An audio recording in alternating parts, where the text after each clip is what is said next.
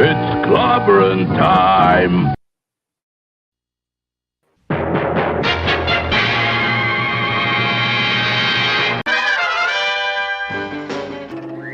Atomic batteries to power. Turbines to speed. Roger, ready to move out.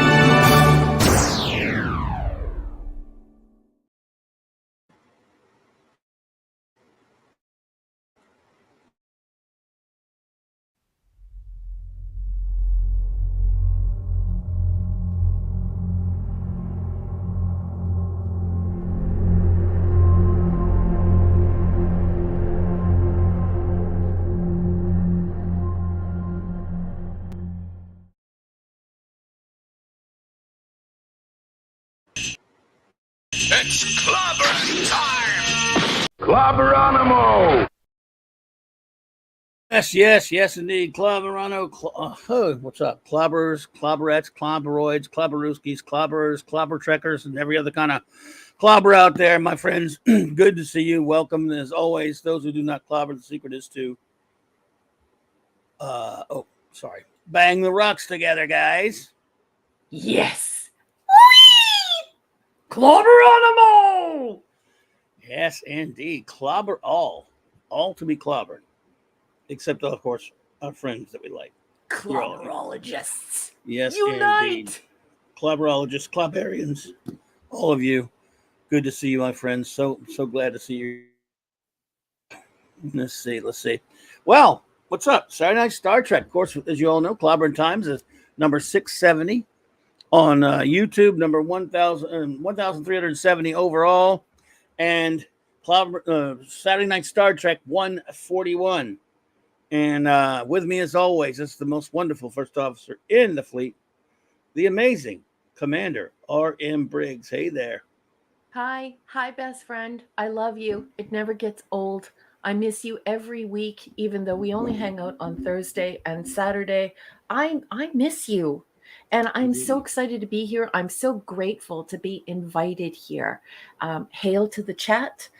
Good evening, everyone. We are going to have so much fun tonight talking Star Trek, dishing, brutalizing it, celebrating it. We're going to have such a good time. Yes, indeed. It's so much fun. Every week, it's just such a blast. You're all, and that's all because of you all. We have a great, and if it were just the two of us hanging out, we always have a great time. Don't get me wrong, but you all make it even that much better. All of our great friends out there just talking some Trek with us and stuff. And it's just been such a blast. And but before we get started with all the formalities, let us, I'll get some opening words from you, number one, and then we'll do our show notes and shout outs. Well, I just want to say thank you for always giving me this space and allowing me to thank the marvelous people in our community who support my science fiction. Right now, corporations are not looking for science fiction, and certainly not science fiction short stories. It's just not something they want to publish right now. So, if it weren't for the following people, I I would not be able to sell books, and I would not be able to sell stories. And these marvelous humans are Larry, a man so nice. You should say his name twice, perhaps thrice. This is a heck of a guy. What a sweetheart of a man. He's gone out of his way to be such a great friend to me and to support my work. Thank you. Also, Tony Stark, thank you for everything you've done for me. You are such a kind and generous person. I also want to thank my patrons. I want to thank Sean Carter from Mars. I also want to thank Cardinal Sin. May he rest in peace. Cardinal Sin has been with me since day one. Out there promoting me, promoting my work, trying to get people to read my stories, being one of the first people on my Patreon, and I'm always going to shout him out. May he rest in peace. What a good friend to one and all. He was the sweetest, kindest, most generous man who is also a massive pain in the patootie. And I love him and I miss him. So thank you, We all Gil. miss. And we're thinking Yeah, of you, sweetheart. we I miss also you, want, buddy. yeah, we sure do. I also want to thank Shooter, pew pew, and Glegnar for supporting my work. Chris Persia, Scuba and Leslie Pete, boop, boop, boop. Eric K and his trusty dusty dog Kirby, Enigmatic Drop Bear, hope you're feeling better, my friend. Michael and Cassandra Beacom, Mark D with a C and his beautiful family, Anti-Derivative Jill, Jilly Jill, Maximum Redstone, JT Kirk, Dadman and the Dadman Clan, Lord and Lady Thoth, and of course Lance, I'm chucking you some cheese, Rob Altus, and of course Tyler. Thank you so much. My Patreon subs, those stories are coming out. I'm getting them out. We're going to have another book very, very soon. As soon as we hit 10 stories, I will publish a Science Fiction Tales Volume 2. I also want to take this opportunity to thank all of the wrenches for promoting this show, for each and every single thing that you do for Clobby to try and build up his community, to build up his channel. I just love you guys so much. I saw so much on social media tonight, just beautiful show posters, advertisements everywhere, just the whole, everyone coming together to boost Clobby. And I just want to thank you all for that. You guys, you're the best. I also want to thank Mark D with the C for everything he does behind the scenes for Clobby and for me. He's just a heck of a great guy, and I just want to shout him out. So what else do I have to say? Oh, yes. I want to shout out to all of the lurkers. Thank you for joining us this evening. And I also want to say, if you have not joined this channel, you should. Membership has its privileges. We have some very silly emojis that are super fun to use. And you can actually control us by using some of those emojis, like the Waddy sticks. So it's super fun. You also get private chats with the captain. And that is also super fun because you can ask him anything you want about comic books. If you don't want to join in with the community there, on the channel there, don't forget to hit sub. Don't forget to hit the like button. Don't forget to hit the notification bell, because if you have a wonderful time tonight, we want you to come back. And now I have said enough. I'm going to shut my face while the boss tells you all about the show and does the show notes. Yes, my good friends. Thank you so much. Number one, by the way, show notes and shout outs, as we say. Just a few quick ones, of course. Tomorrow night, the great Mark D with the C, our chief engineer, on his channel, 10 p.m. Eastern Standard Time. Last week, he attended New York City Comic Con, and he's got all the footage to prove it. I mean, last year when he did this, it took like 3 or 4 shows to show it all. And so, if you can, and of course, if you haven't subscribed already to Mark D with the C's great channel, please do. He's got a lot of other cool stuff on there, like enabling videos about different toys and different things like that. And he's got videos about 3D printing, all kind of stuff. Tomorrow night, join us on the stream, 10 p.m. Eastern, 9 Central. He's going to show you all of. He got a lot of footage from it, I'm sure, and like as he always does, and it'll be a lot of fun. You get to take a look at what was going on there, and then that's about it. Other than I'll be in my usual spot on the Great J-Man's channel with Sean and J-Man doing our usual Legion review. Legion of Superheroes Silver through Bronze Age review, all in chronological order. We're going to review them all, and we're having a lot of fun. Great, just a blast doing that. So if you're a Legion of Superheroes fan, please join us. And then later I'll have the Monday Night Mark C Comics Talk. So that's at 9 p.m. All of my shows are at 9 p.m. Central. Now for some shout outs. First, I'll shout out our great wrenches because we love them and they're great to us. They just do so much for us. There is the great Eric K, the bronze wrencher himself. By the way, I want to shout out our communications officer, Anti-Derivative Jill. I don't know if she's here yet, but I think if she's not, I'm sure she'll pop in later. There's Eric, thank you, bro. Chris Persia, thanks for all you do, my friend. The Vindicator Wrench of the Great Right North. Beautiful stuff tonight out on social media. Thank you, Chris. Love you, honey. Thanks, buddy. The Wrench of Iron, the great D. Bud Martin. D. Bud Martin. Indeed. Lord Thoth and Lady Thoth. Lord Thoth, God of the Wrenches. Avon lives. Long live the Legion, sir. Yay! The great J-Man, Wrench Without Fear, and the aforementioned reviewer with me on Jack Kirby's Fourth World, and, of course, Legion of Superheroes. Steven Kal-El, the Super Wrench. Steven, him, our old buddy. Thor in Vegas, Maddie's daddy. Reader of Finchmionia. Fanty Outsidey, the rascally wrench himself. Our great buddy and own music meister, Maximum Redstone. He won't be able to make it tonight, unfortunately. He's on an away mission, but we will see him. Boo, don't boo him. He's our friend. No, I'm booing that he's not going to be here. I'm just kidding. I know that. Max, where are you, Max? Oh, so you're missed, Maxie, if you're hearing that. So let's see who else is here with us tonight. All right. We've got Jill. Okay, let's see. All right, Empress NM. Hello there. Good to have you here. Kitsy. Welcome. Quagnar's here. Quagnar. Dave G Sound. I hope you're doing well, sir. Hope you're doing better. You know he's not just another body of water? I know nothing of the kind. I know nothing. Just a rumor. Shooter. What's up, buddy? Hello there, Bro Goo. Good new friend of the show. Joseph Dredd. Here come the judge. Hey, the judge. ED, what's up, enigmatic drop bear? Hello, sweetheart. Hope you're feeling well. Good to see you. Yes, indeed. So great to see you, buddy. Let's see. Oops. Let's see here. Oh, Larry. Larry. Thank you for spreading all of your joy and cheer all over the socials, for supporting creators. You the best, baby. Absolutely, buddy. Absolutely. Bubba Doom 1. Hey there, buddy. Bubba Doom. Absolutely. The lovely Sherry. Oh, I love you, Sherry. That beautiful face is always fun. Here? Indeed, yeah. That awesome sauce. Hey, girl. That beautiful face always cheers me up.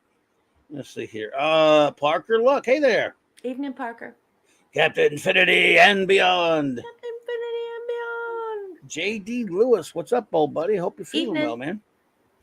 Simply Steve, good old friend of the show. Good evening, Steve. Looking forward to those reviews. Indeed. Hey, Classic Comics. CC. Rob Altus. What's up, old chum? Good to see you. Evening, Rob. I promise I won't rover you this evening. The Masters Maniac Mexico. MMM. Hey. Hey, Triple M. How are you? Good to see you, my friend. Hope you are doing well. Hope you're feeling better. The Tetrarch of Apathy, and he cares. Good to see you. So apathetic. But not too apathetic. Lisa. Lovely Lisa. Lisa. Hey there, Lisa. Good to see you.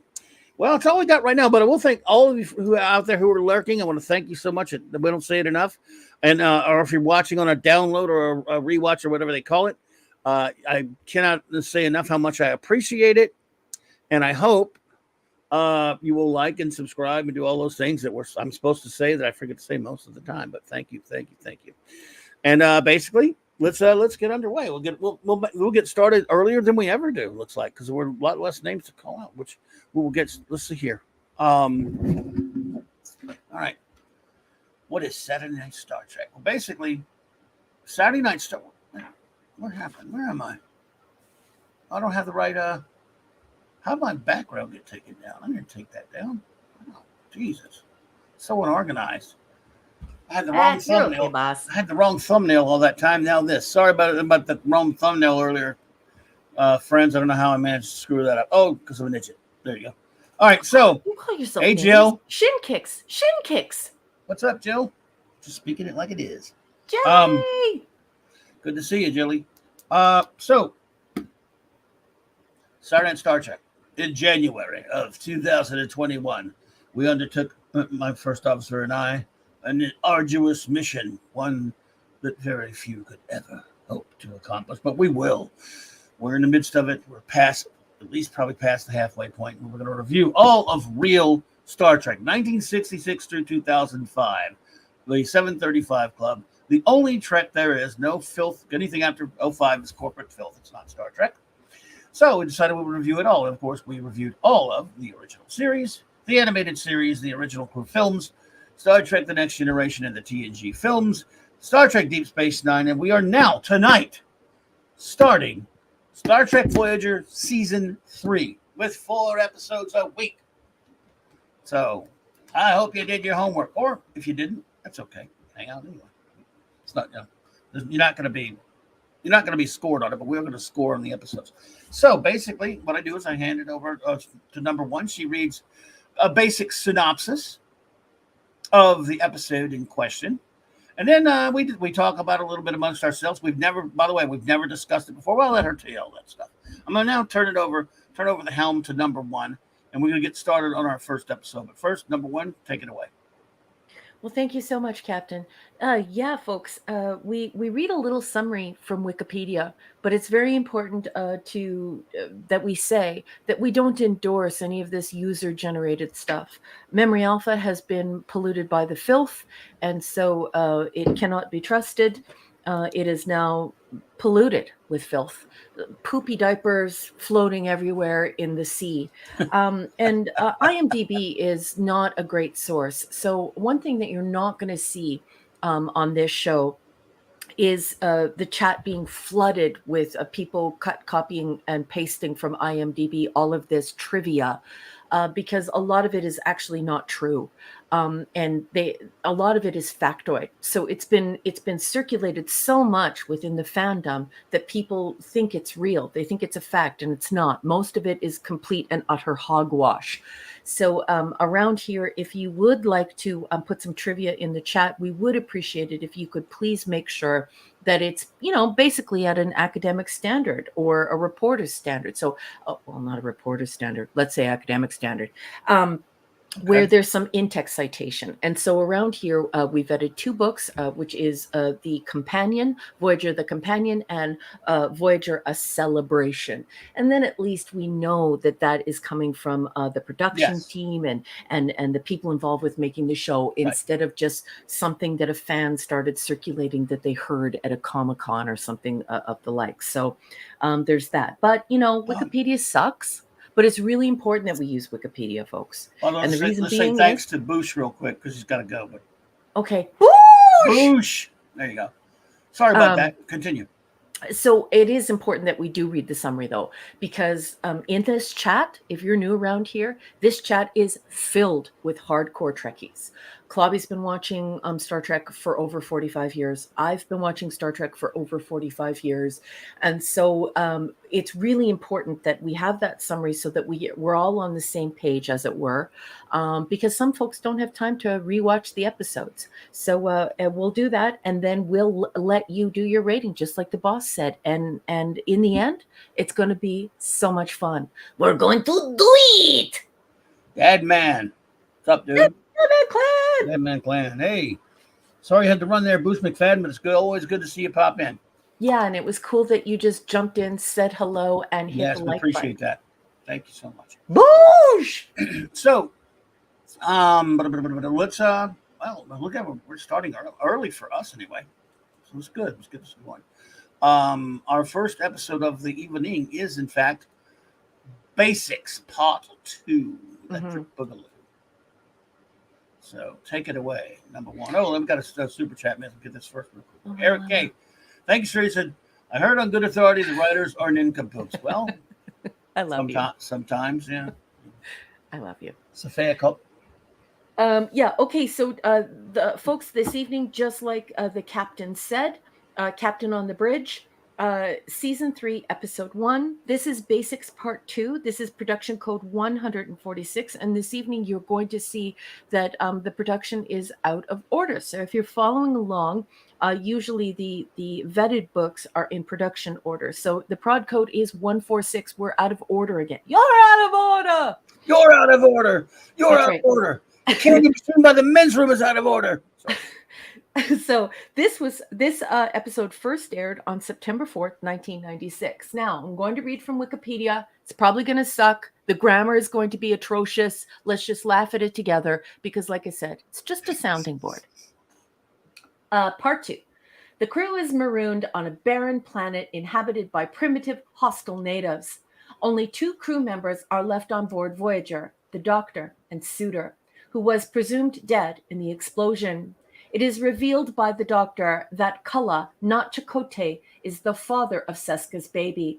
Suitor hides in the vents and the Jeffries tubes of the ship, having a crisis of conscience after he is forced to kill a Kazon soldier. Well, that's not really what happened, but he consults with the Doctor first, and the Doctor convinces him that sometimes You have to kill. Yeah. you have to kill for good. And so that's a very important point to make. Anyway, meanwhile, on the planet, crewman Hogan, who has been the beginning of all of these practical mutinies, is devoured by a gigantic worm creature, and everyone cheers. I'm kidding. The natives of the planet kidnap Tess and Neelix. I don't know why. Why? Who needs Kes or Neelix? I don't care. I just want to say right now that I hate Neelix and I strongly dislike Kes. Chakotay attempts to negotiate for their return, but he fails, and he, Kes, and Neelix are forced to hide in one of the caverns that the giant worm lives in. The natives attempt to smoke them out with fire. Back at camp, Ensign Wildman's baby Naomi falls ill, and Chakotay's team is still missing. Janeway gathers her own crew, which is way too small, it's not 150 people, to search for Chakotay inside the caverns. A misstep leads to a crew member being eaten by the worm. Janeway has Lieutenant Torres and 2 others distract the natives. The diversion works, allowing them to extinguish the fire and save the rest of the crew. The worms end up buried under tons of rock, dislodged by Tuvok and others as they escape. Suitor, accompanied by the Doctor, risks his life to repel the Kazon. Suitor, under orders from Paris, attacks the engineering section of Voyager. He succeeds in sabotaging the ship's phasers, but is shot in the back by a dying Kazon and dies moments later. The Kazon then attempt to destroy Paris's shuttle, but the sabotaged phasers overload, killing most of the Kazon and forcing them to abandon Voyager. Seska herself is mortally wounded. She stumbles into Janeway's ready room and dies next to her child, who survived. Maj Kala takes the baby and leaves. Volcanic eruptions on the planet have forced the Voyager crew and the natives to migrate together. Well, that's not really true either. Chakotay gains the respect. Oh, okay, here they correct it. Chakotay gains the respect of the natives when he rescues one of their children from a lava flow. The leader of the tribe gathers together plants that heal Naomi. The crew and the natives both watch in bewilderment as Voyager descends to the planet. Why? Why? Just beam them up to pick them up. Tom Paris greets Janeway and the crew on the bridge and tells of Suitor's bravery. In sickbay, Tuvok wishes that Suitor may find the peace he could not find in life. The natives wave farewell as Voyager departs. And that is all Wikipedia has to say about Basics Part 2. I'm going to throw it over to the captain now. Captain, my captain, mon capitaine, please tell me, what did you think of Basics Part 2? Oh, boy. You know, I'll tell you what I think about this episode. I try not to think about it that much because it aggravates me I mean, the stuff with the doctor and what aggravates me is the stuff with the doctor and what's his name? Suitor? Suitor are the only interesting bits. I mean, that's kind of interesting. I like, they're the two best characters, obviously, It's true. in this episode. Brad Dourif is just terrific. He was, even in that episode Meld, he was very good in it. He's very good in this. So by all means, kill a character that's interesting. We don't want any bland characters. Well, any characters that aren't bland enough to be running around for the whole series, do we? So kill Suitor, perfectly. He was a very interesting character to explore. So we got to wipe him out. And a high quality actor. Let's face it. Yeah, really good. He's very interesting, and he's really the only thing interesting about the episode. The other bits are just a bunch of dumbass pap. Look, I'll give it some props. We finally got rid of Seska. That's a nice thing. Thank God. Sick of her. No one cares about Fresca Seska. Oh, the crap on the planet, which again, it's never been fully explained to me why they couldn't just beam them down to the planet. More like why wouldn't they just beam them all out into space, for God's sake? Right. Why would they even let them? The Kmart Klingons don't let people live, but whatever. So, and they're not sadistic. You know what I mean? Like that. Why would they slowly play out their deaths on this dead planet? Yes, yeah, exactly. It was really buried alive. And look, I'm not going to get too far into it because it brings all kinds of weird arguments. But this noble savage stuff, people at a almost they're not cavemen level, but they're pretty close. Mm-hmm. Or all of a sudden they start out that in the first part, right? Then the end of the episode, we get the old noble savage drivel, which something that always aggravates me. And they actually have cures. They can come up with those people aren't curing anything of anybody of anything. Yeah, they don't know how to use herbs or any of the planet's resources to heal people. Sander Hammerslag, hey there. They're just not Sander. They're not at that stage yet. There's just no way. I didn't think so anyway. Maybe someone disagrees, and that's fine. It certainly didn't appear that way to me. But of course, we had to have that because of all the Chakotay. I'm not going to go into it. It's just all that stuff. But beyond that, it's just boring. And having crewmen knocked off by monsters. What is this? An Ed Wood film? With the goofy ass monsters. Poor old Hogan deserved better. And the other guy, let's just kill somebody for phony drama. And then, by the way, the whole stuff with Paris, and that's fine. Him going out there. At least Paris was doing something constructive. But this crap about how they take how the Kmart Klingons, I don't know. It just seemed to me like they took the ship back too quickly or too easily. Mm-hmm. So Klingons would just laugh at these idiots. Mm-hmm. The Kazon are worthless. That whole episode, it just stinks. The only reason I give it Brad Dourif and Robert Picardo are the only reasons to even give anything about this drivel episode. I 1000% agree. So notes. Yes. First, Mark is standing by, so I have to say something to Mark. Mark, Gwagnar sent me something, and I failed to upload it in time. I have the other thing that he sent me, but he sent me something with the coral heads that I actually wanted to show, and I just realized it didn't upload. Is there any way that you could ask Gwagnar to send that to you over Twitter, and you could maybe put it on the show, please?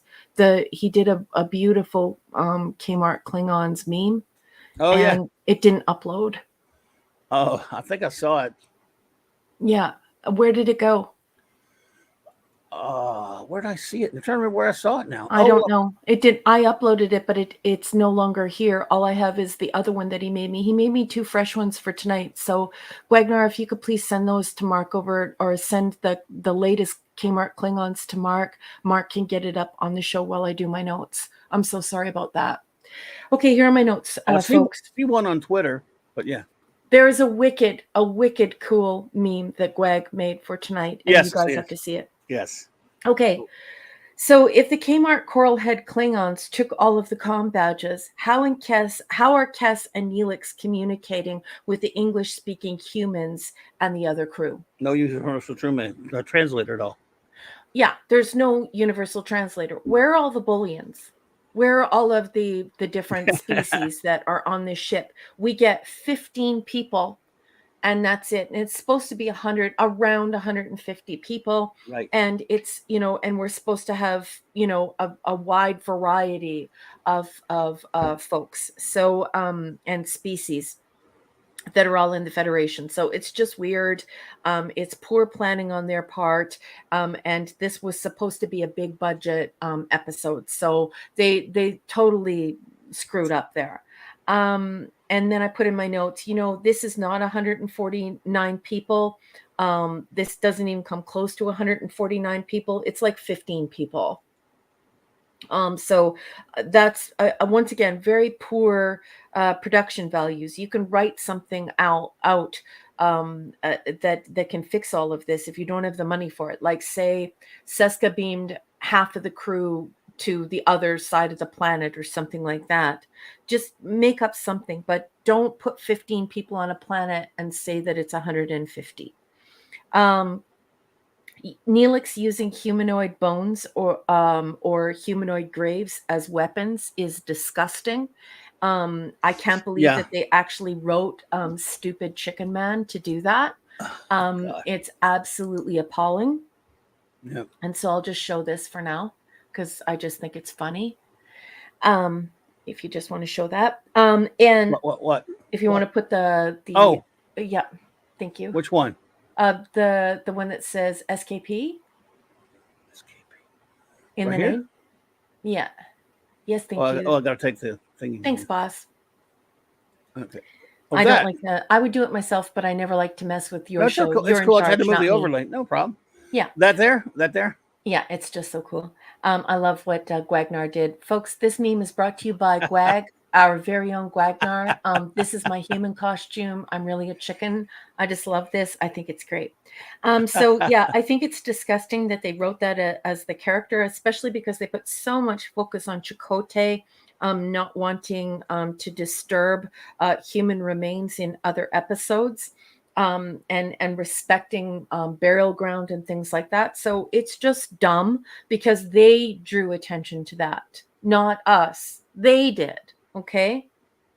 Also, why are they struggling with water? There's snow everywhere. Like if you're going to film at a site, like in TOS, they were smart enough to go to that same park in California where it looked like an asteroid. There was nothing around. It was good stuff. But if you're going to go where it's like you can clearly see snow-capped mountains and snow everywhere, why sit there and say that you don't know how you're going to get water and that you're going to use a dead man's uniform to collect water? What? The doctor asked the computer for the crew complement, and once again Jerry Taylor fails. Remember, Jerry Taylor was brought on to Star Trek in order to be a person who would look to continuity. This would be somebody who would be supervising the editing and production for continuity. So that's why I'm calling out Jerry Taylor specifically, at least according to Paula M. Block. That's why Jerry Taylor was hired. Anyway. The doctor asks the computer for the crew complement. It answers Kazon and one Betazoid. But Seska and her baby just left the med bay, and they are Cardassian. So once again, we have a failure of production, a failure of editing. The Kazon storyline in this episode is tiresome and downright annoying. No one wants to watch the coral-headed Klingons. And it's just dumb because the worst thing about the Kmart Klingons, the coral heads, is they're very clearly extremely good-looking guys. These are gym rats. These are gym dudes. So they're hotter than heck. And they're all very good-looking despite all the makeup and the coral they put on their head. But they're nincompoops. And you can tell that they're total meatheads. They would, if they had a brain, they'd be dangerous. Anyways. Hey, Maddie's daddy's here, by the way. Maddie's daddy! Dave, what's up, buddy? The planet and the marooning storyline is quite good. You see, I like the idea of the planet and the marooning storyline if it was set up better, because it reminds me of a TOS episode. It's a TOS style alien adventure, but it's totally ruined by the way they set it up and then including the coral-headed Klingons. Yeah. But I have to say, that the Suitor storyline is one of the best storylines in Star Trek. So the way that Suitor is written in this episode is phenomenal. And when I say phenomenal, I mean it's cherry. This is look, you're not going to get much better writing than that for a television show.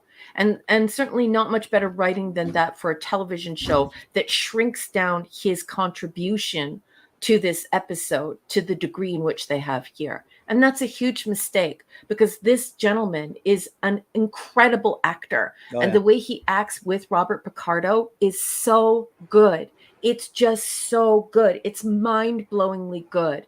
Why can't we have that all the time? I want more, more, more. Indeed. And then I wrote in my notes, the Doctor is perfection.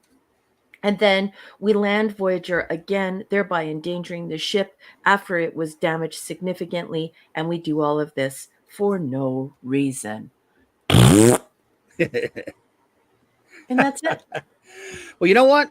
Yeah, it's a damn shame because they just wasted all the other crap that happens in this bloated two-parter cliffhanger, phony cliffhanger crap.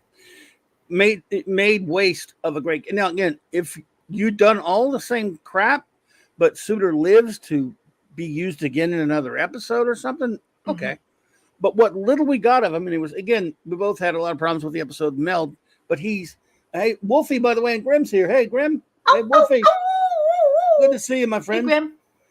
But he's terrific in both of them, and it's just a shame that that's it with him. He's like, you guys are gonna that's it. That's all we get of them. I mean, you could have done at least one more episode before you killed him, like one more to let him grow. Maybe a handful that could have got him back once in a while. Wouldn't it have been cool if Janeway would have had to face the fact that a homicidal maniac had received therapy to no longer be like a psychopath?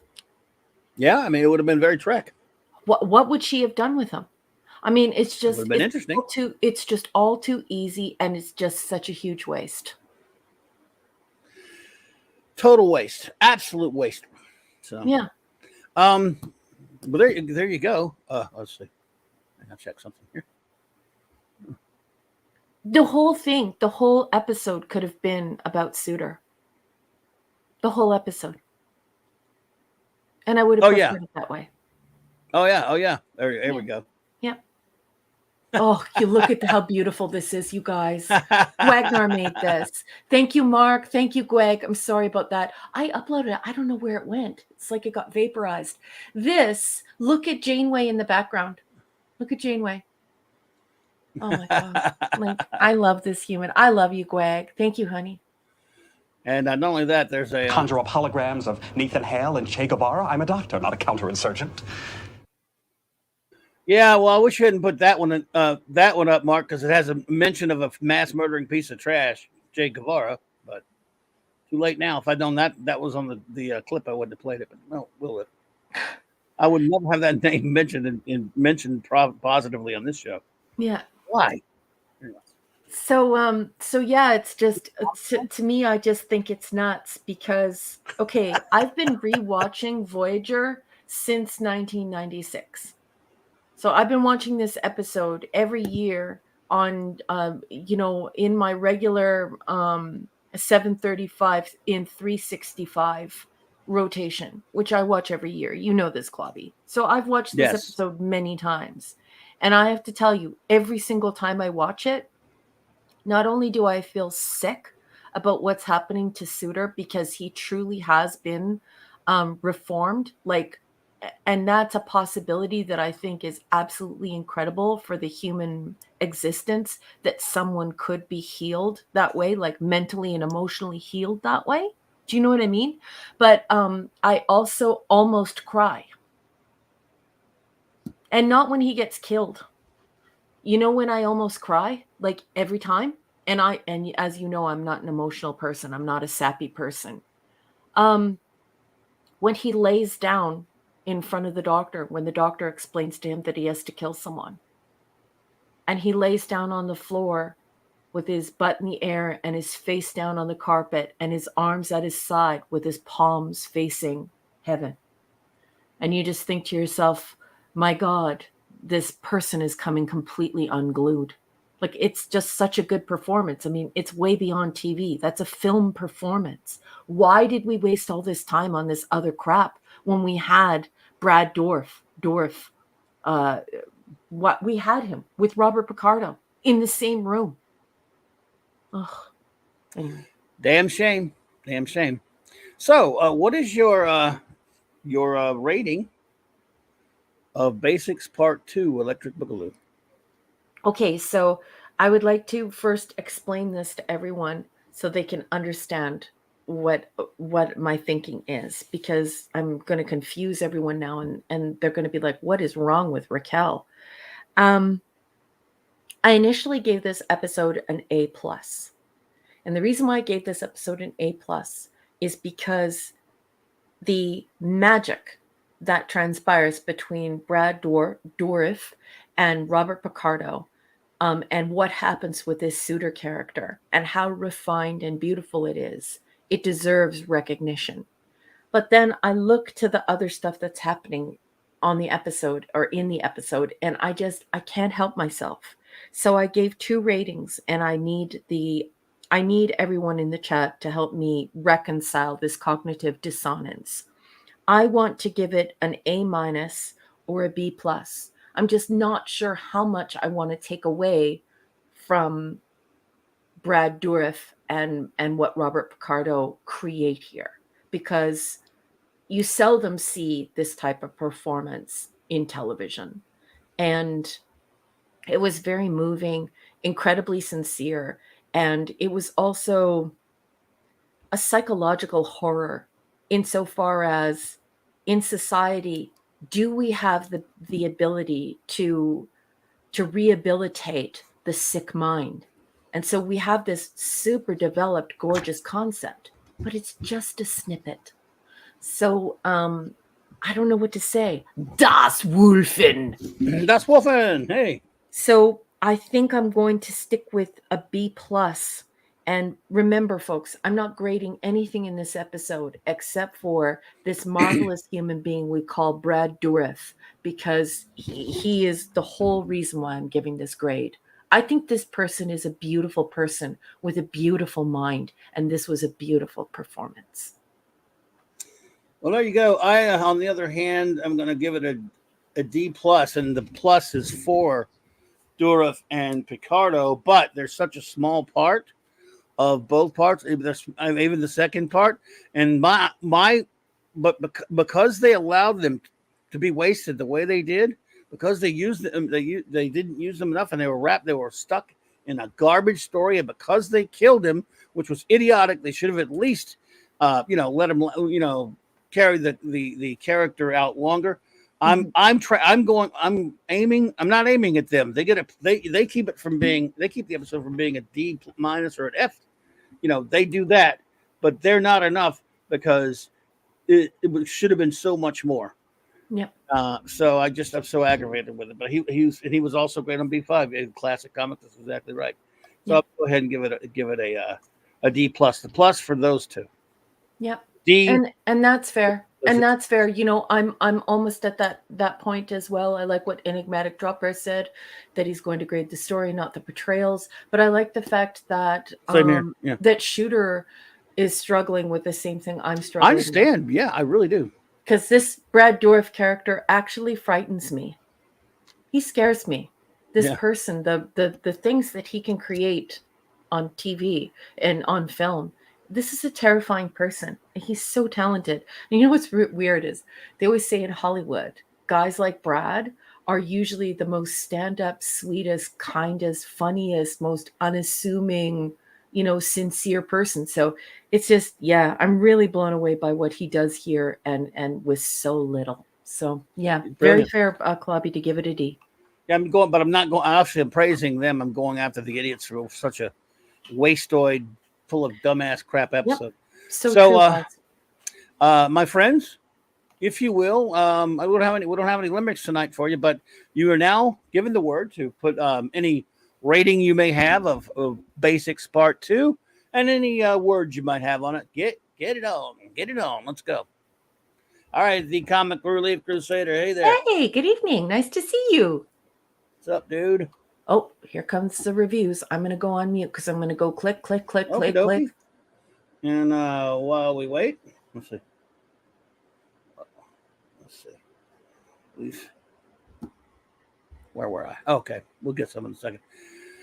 So, you know what? Oh, we forgot to tell Mark something. There we go. Your agonizer, please. And did we have a clip before, or did we lose it, Mark, of the agony booth? Didn't you do one of those? I can't remember now. I think you did. I don't have it anymore though. No, I don't want. I'm not asking for it. I don't need it. I'm just saying. I wonder if we did one. I think we did. I can't remember. There is one. Yeah, I don't need it. Please, we got enough clips tonight. But I'm just saying. I was just wondering because I couldn't remember.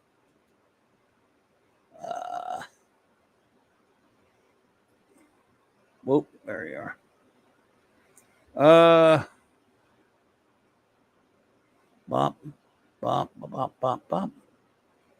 And it's a lot of clips. Wow. That's a lot of clips, dude. Yeah, we have a very special Chicken Man episode right there for you. While we're waiting, we're going to save a few more of these. But so while we wait, how about some more clip entertainment? Draw that man in a chicken suit. It's the Chicken Man! All right. Hey, West Cagle. Good to see you. I hope you are well this evening. Hey, Sean Carter, look. What's up, dude? Well, I hope you are doing well, sir. All right. Good to see you. Good to see you. Comic Relief Crusader, no, sir. We're starting season 3 tonight. You should be ready to go, boss. You have 26 reviews Okay, waiting we're in ready your to get starred column, and I will be here picking it up as others add in. Thank you, thank you.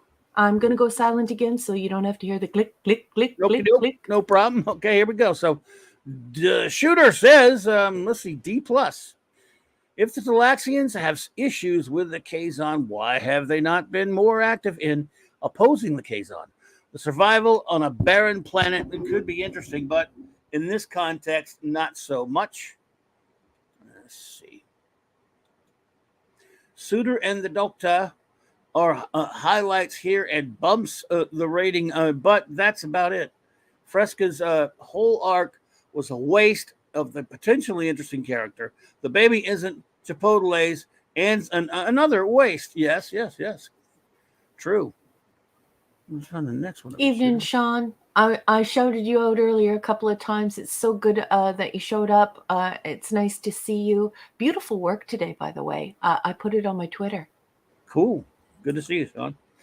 Special mention to Suitor's struggle. If it was let's see. If it was the focus of the episode, this could have been a solid A.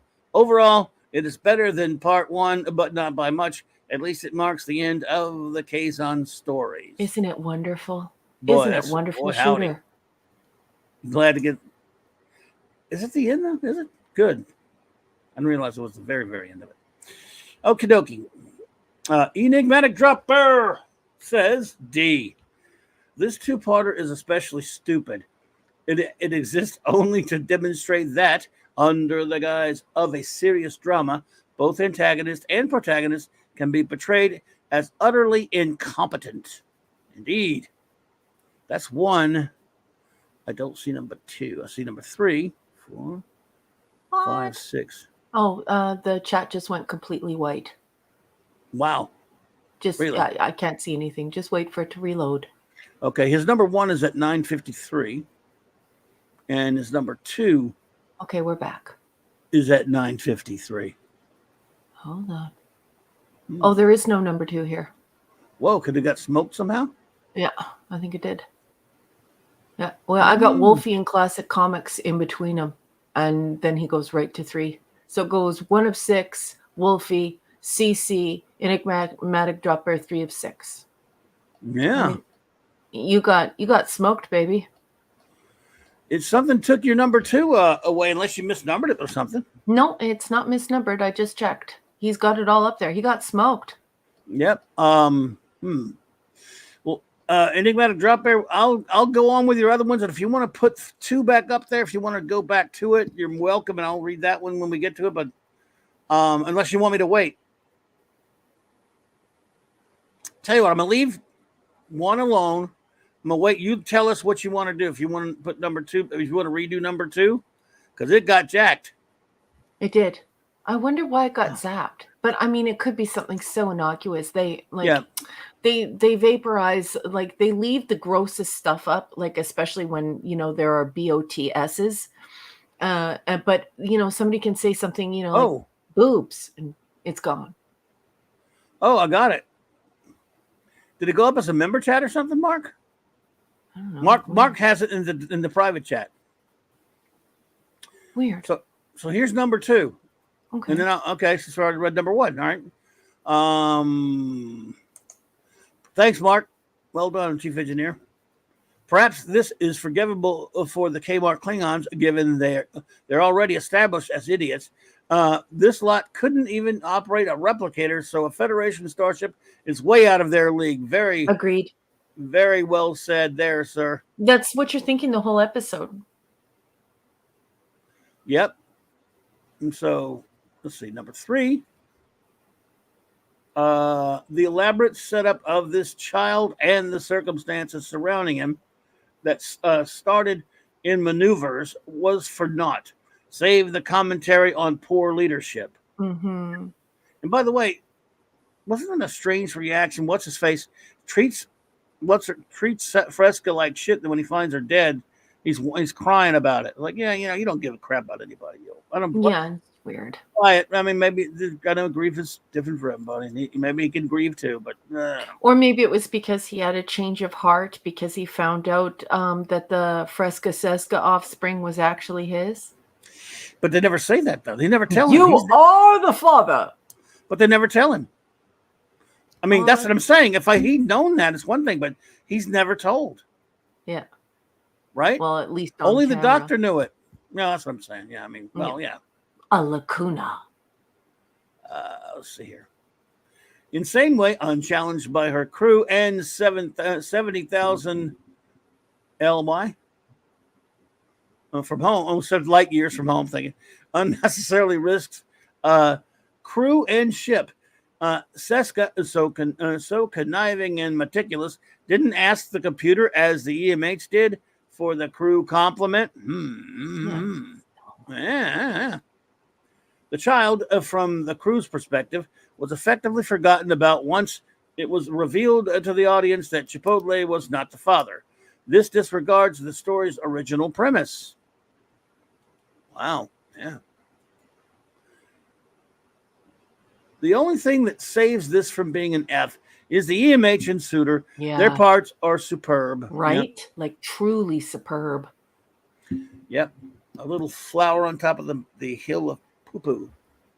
Wagner says grade D. This was horrible for so many reasons, but at least it put the Kazons out of our misery. Suitor and the Doctor were the best parts, and the only reason it doesn't get an F. Seems a lot of that going around. That was me. Neelix failed to find shelter, food, water, and to make fire. The only thing he didn't fail at was getting a member of the Voyager crew killed. And he is the guide you trust to get you home. Bop, bop, bop. Yeah. Not only that, like with all the training Hogan had, why would Hogan listen to Chicken Man? Yeah, God, I hate Chicken Man. But poor old Hogan, man. What a shame. R.I.P. Kazons, Kmart Klingons. You were truly a worthy foe for Voyager. I know you're being facetious. You couldn't find water despite having spaceships, and Voyager couldn't figure out how to travel in a straight line, and even with an ace pilot. Yeah. They certainly haven't done that. The Chipotle Fresca subplot was nowhere and was dropped harder than Neelix was when he was a baby. Wow. Oh my God. Nice Gwag. stuff. Way to go, Gwagger. Good one, Gwag. Okay, Lisa. Hey, Lisa says, C. Once again, many working parts come together to a too swift and too miraculous conclusion. Surprised that the efficient deleter suitor allowed one Kazon to survive. Well, that storyline is done.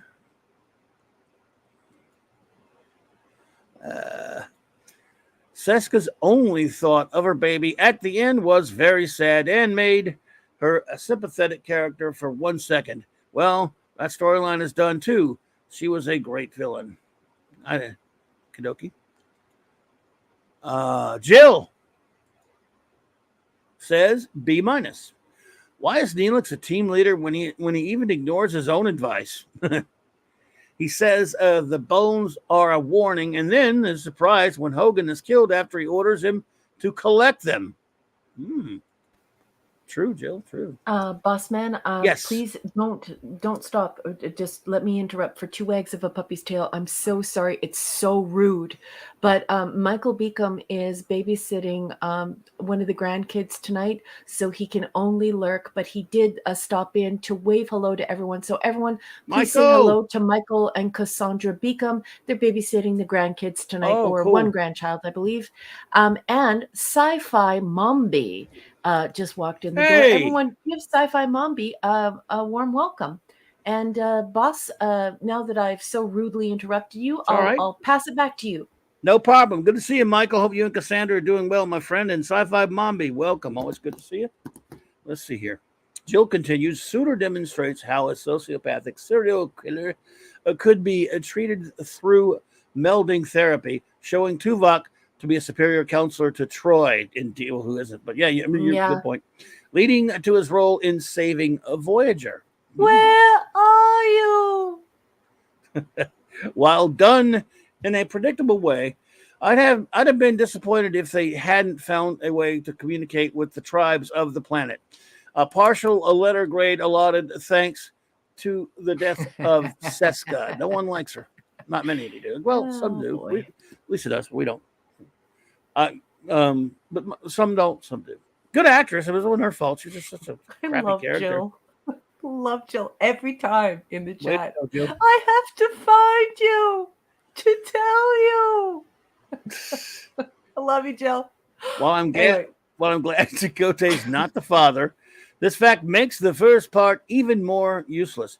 Both had duck references. Part 1, pecked to death by ducks. Part 2, if you're not, I'm a dead duck. Okay. Oh, yeah. Bubba Doom 1 says F this episode. It's F. I'm sorry. F for the rest of the show. It has entirely too little of Space Monkey, too much Neelix. Space Monkey. Too little of Space Monkey? You mean Bloop from Lost in Space? Oh, sorry. Anyway, or Debbie from Lost in Space. That was the name of the monkey. Debbie. But Debbie was a Bloop, though. Anyway. 101 rating. Let's see. A- from Wolfie. Wolfie says Brad Dourif deleting Cardassians and Kmartons doesn't get any better than that. Yeah. All Brad moments are so memorable. Thank you, Wolfie. It's good Wolfie, to see you, man.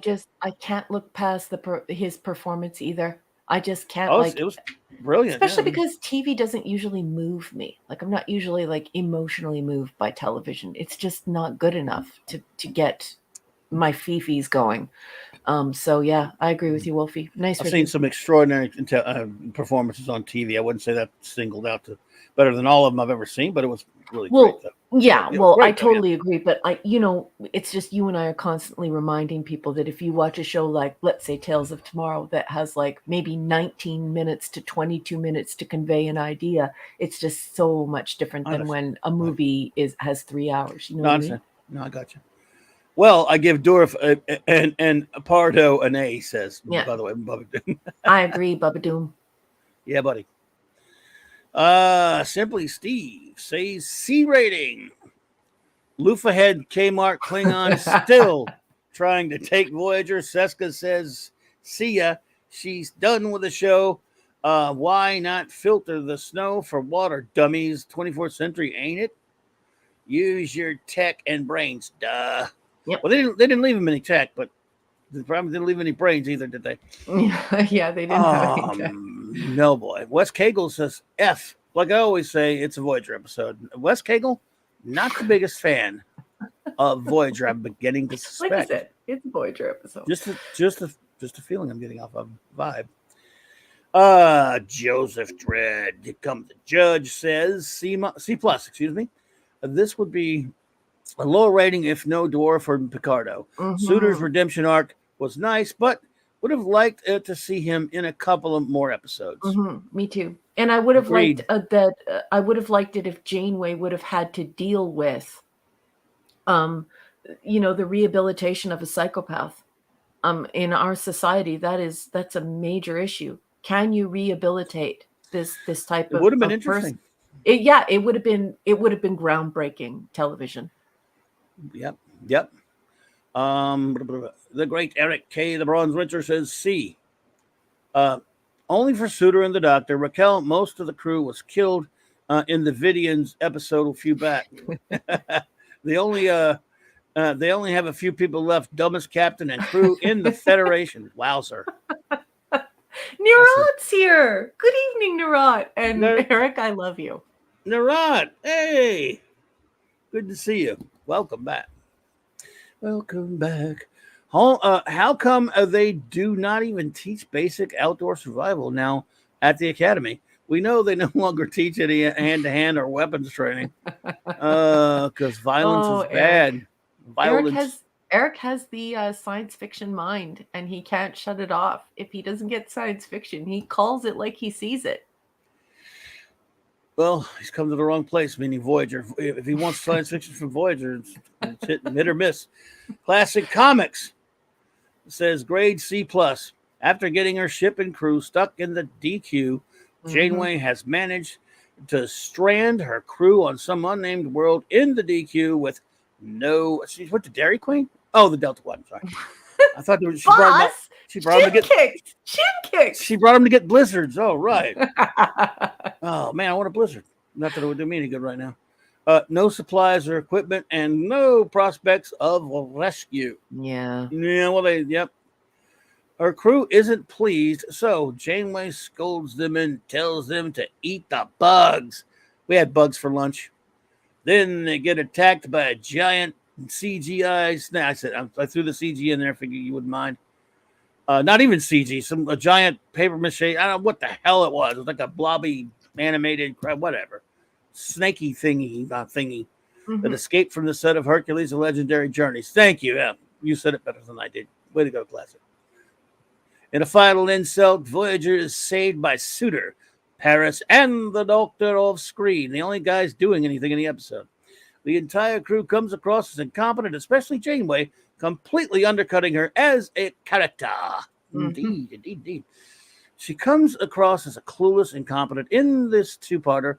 Brad Dourif's performance is the only thing that salvages this episode. Too bad he couldn't have stuck around longer. I think that's a consensus, at least at this inner of the this part of Trekdom.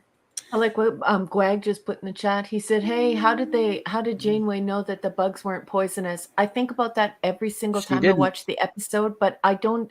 It's not even just the bugs. For me, it's also the weird little cucumbers and also the eggs. Someone would have to volunteer, they would have to put it on their skin. And they would have to see if there was some type of reaction. Someone would have to put a little bit of it on their lips to test it. I mean, you just don't.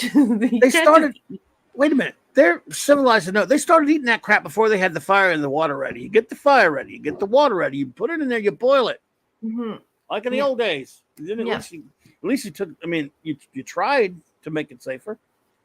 That's right, but he is right with the solids, with the cucumber, with the eggs, like those big ostrich or emu eggs or whatever eggs they used. Maybe they were paper mache, maybe I don't know. But with the eggs, with the bugs, and with the cucumbers, they definitely would have had to do the skin test wait 24 hours, see if anything happened with the skin test. Then they would have to do like, I'm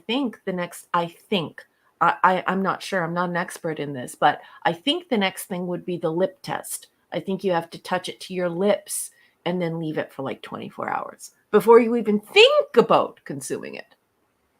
Fair enough. Phantom Outsider says B for Suitor and the Doctor, D for the rest of the story, and F the writers. True, I agree. F the writers. It would have been far better if they did two things. One, Suitor, but he's got Sutter. That's fine. I think he meant Suitor is a Betazoid. That means he can be in his victim's mind at the end. Yeah, he didn't really use his Betazoid powers. They forgot. Just thought he was a human, probably. The writers probably forgot he's a Betazoid. I'm not even kidding. There's no way anyone could be almost dead around him, as he can read them. Yes, he would have detected the guy about to shoot him. I mean, that's true. He's a full Betazoid. I don't know, like Loxana is, and Loxana would have been able to get that all under control. Right, she'd have known a guy was about to shoot. She'd known a guy was about to shoot him in the back. Good point. Good one, Fanty. That was a very good one, Fanty. Yes. How does it affect him after all the work he did and not want to kill? I thought, look, he did not want to kill. Suitor died before he knew. They won. Why? I'd be much better if he'd hung on in sickbay, had a moment with Tuvok and the captain prior to him leaving. Yeah, that's a good point. They should have. They were just in a hurry. They were jerks. The native having cures was meh. If they showed how they survived all of a sudden, first of all, the first time they show them, they're no better than cavemen. It's like at the beginning, they're 2001: A Space Odyssey cavemen. The next time they're like a bunch of just an innocent little tribe. It's like, make up with your mind with a full language. Yeah, make up your mind. Yeah, with the language, get out of here with that. That's so stupid. They developed language, a full language, asinine, in one day. To the crew, was how they survive in those conditions. That would have been more interesting. I.e., Janeway was eat bugs. Natives are like we eat this plants, animals. We would have been way better.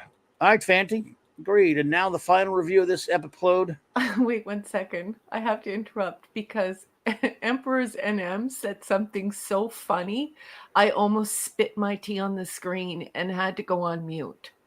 Janeway. Put this bug in your ear, Vincent. Young. Yes. That is so good. Like, it's so good.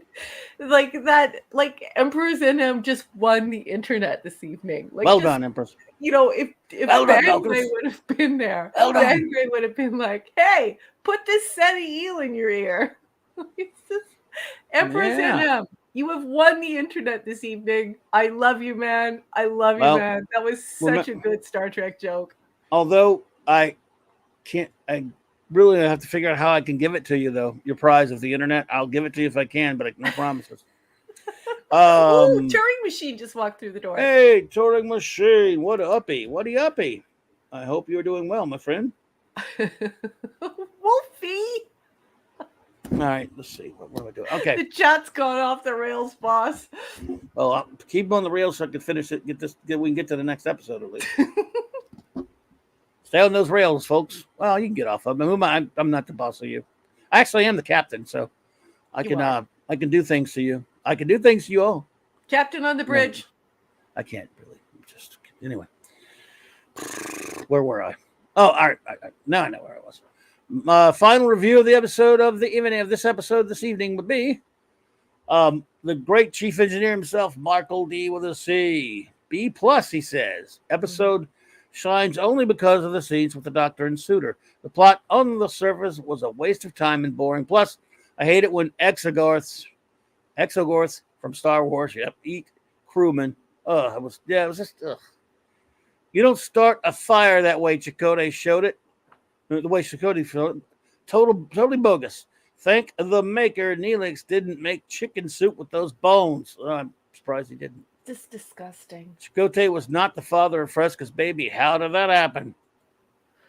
You are not the father. Also, know. folks, you should know that Mark actually teaches people how to make a fire without any modern instruments. He's a scout leader, and he's a teacher on one of those wildlife programs. So you can sign your young sons and daughters up to take his program, and he'll take your kids and your young adults camping and show them how to survive.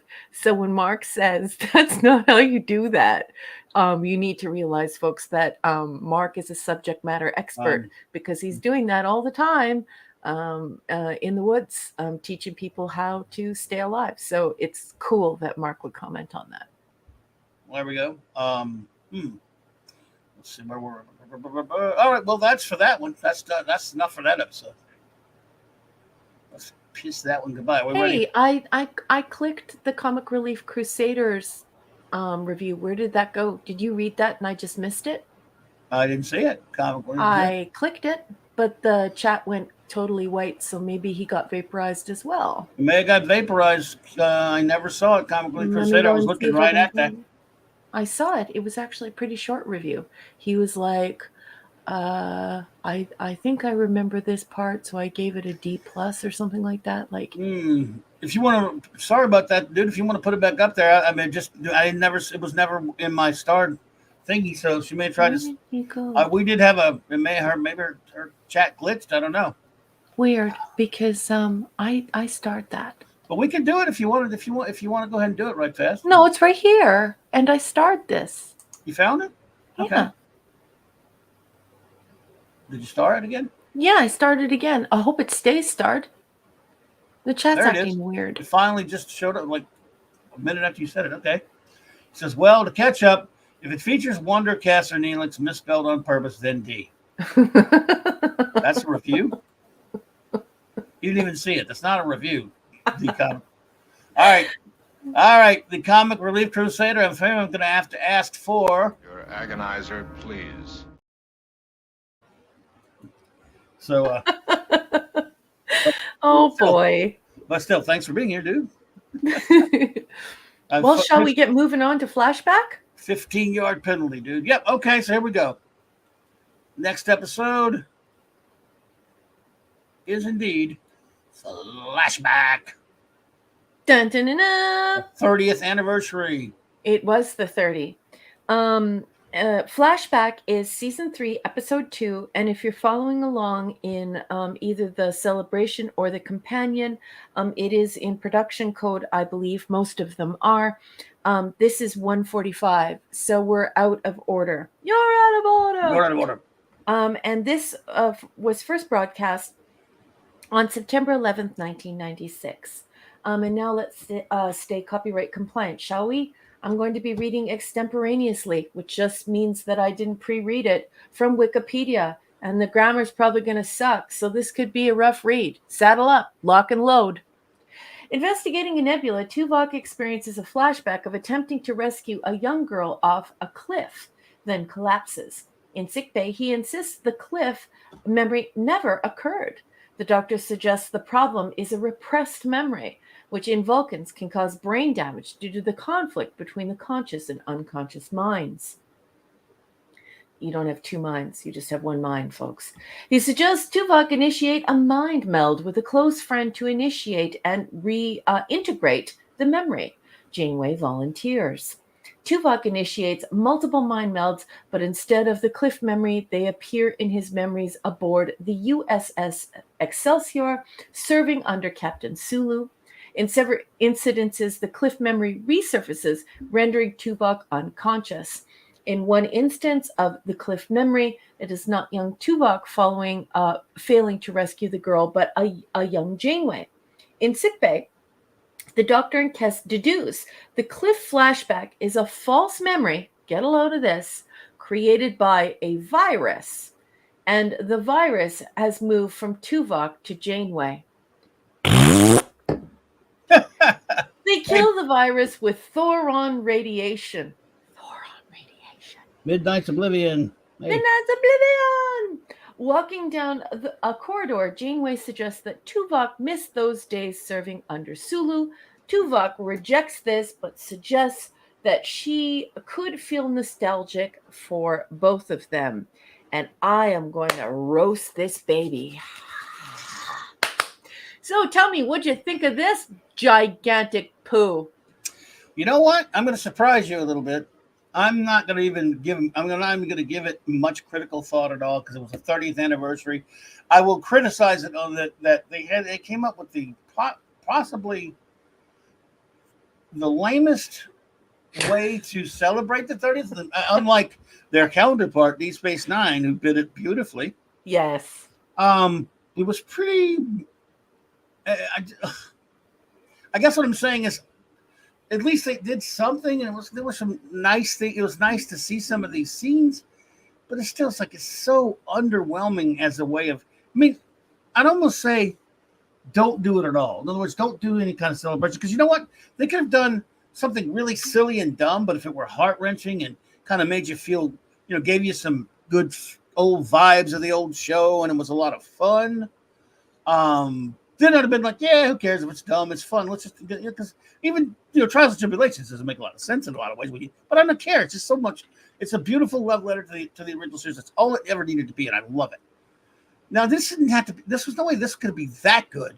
But if we're half as good, we'd have something. I'd be like, yeah. But there's some cute moments, but I'm like, this whole idea, whole concept is so weird and off the wall, and it's just like. It doesn't really make me get all that nostalgic. Not just because I'm one of those few that doesn't care much for Trek 6, as you know. Just and not and seeing Sulu and Kang, and seeing them on the bridge and all that kind of stuff. There's some of those moments are kind of okay, but for the most part, I find it strikingly underwhelming. And I almost if I'm the boss and they come to me and said, "How about this idea to celebrate the 30th anniversary?" I'd say, you know what? Nah, we're just not going to do it. If you're going to come up with something that lame, let's just do something else because this is boring. Well, it sort of just makes you wish that Klingon paint sticks were real so that you could give them some servicing with those Klingon paint sticks internally. Yeah. I wasn't even going to beat up on the episode so much as I'm like, this is just lame to me. But I am going to beat up on the episode because it does some things that it shouldn't do. So. Oh, yeah, no, but yeah, go for it. I mean, like I said, I think it's stupid. Don't get me wrong. I think it's terrible, but yeah. Well, here we go, folks. I'm just going to tear this thing a new one because I have to, because it does some things that are completely heinous to Star Trek, and I actually find it really it gets my dander up. Vulcans are strict vegetarians, so Tuvok does not eat flesh of any animal in any form. Right. So the fact that stupid Neelix Chicken Man had to be included in a scene, they go away from what all Trekkies know. Okay? And at this point, Trekkies have known this for 30 years. Okay? So that's... The first 17 minutes of this episode drag along so tediously. This all could have been accomplished in a quarter of the time. The mind meld is when the episode actually starts. Up until that point, we're just wasting time. I love Grace. Everyone knows I love Grace. And of course, I love Sulu. I don't like that guy in real life because he's a bit of a D-bag, but yes, it's nice to see Grace and Sulu. Right. We have incredibly dumb dialogue where Janeway doesn't know who Kirk is. So we have an entire scene where Tuvok must explain to Janeway who Kirk is. But what makes it worse is, is imagine that I'm your social studies teacher, okay, in high school or in university. Imagine you go on to be a brilliant scientist and you've been to university and you don't know things like, that Abraham Lincoln was the president. that is tantamount to what it is when they try and make it seem as though Janeway doesn't know about Chancellor Gorkon's assassination, where Yeah. she doesn't even know basic history. So that's another. Yes. And then Tuvok pretends to not know about the legendary Enterprise and her core crew. Okay. And then Janeway at the end, and this is where it becomes quite egregious. Janeway, and I quote, says, "Their ships were half as fast." This is not true. Actually, the Enterprise went so fast that it time traveled. Maybe Janeway hit her head. I don't know. They, meaning Kirk and his crew, and she is speaking specifically about Kirk and his crew and the Enterprise at this point. This is the quote. "They were fast and loose with the Prime Directive. Can you believe that Bangway, Insane Way, Dumb Way would actually say that Captain Kirk and his crew were fast and loose with the Prime Directive?"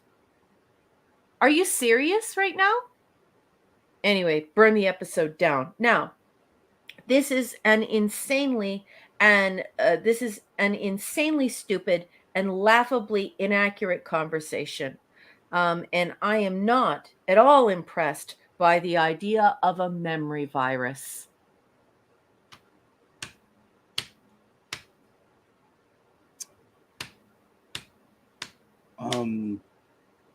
What happened? Nothing. I hate this stupid episode. It's really super annoying. Like, everyone knows that Bangway is a lunatic who doesn't care about the Prime Directive. Why would she say that about Captain Kirk? That's a bunch of BS. Back when Captain Kirk was just a part of the United Earth Space Probe Agency, we didn't even have a Starfleet yet. He was still following directives that were far above anything Bangway could even aspire to, and the ships were half as fast. I mean, who wrote it? Let me go. You mean this crap? It's not surprising they had to bend the rules a little. They were a little slower to invoke the Prime Directive, and a little quicker to pull their phasers. Hey, you told Janeway. What a piece of crap. And who wrote this? You know who wrote this? Brandon Braga. There's a shocker.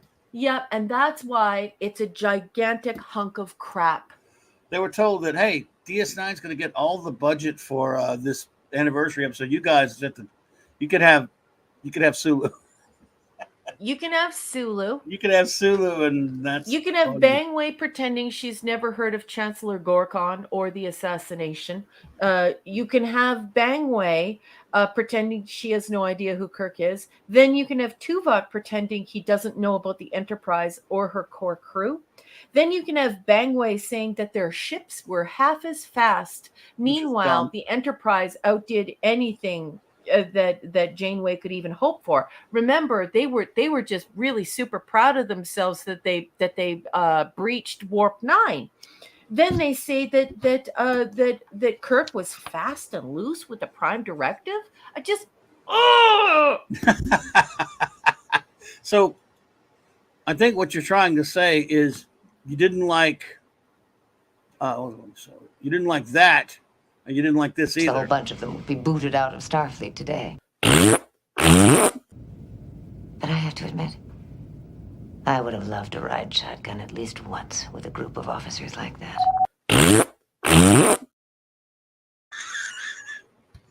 Don't blame me. Blame the chief engineer. I want to airlock her. Let's just airlock her. Put her out the airlock.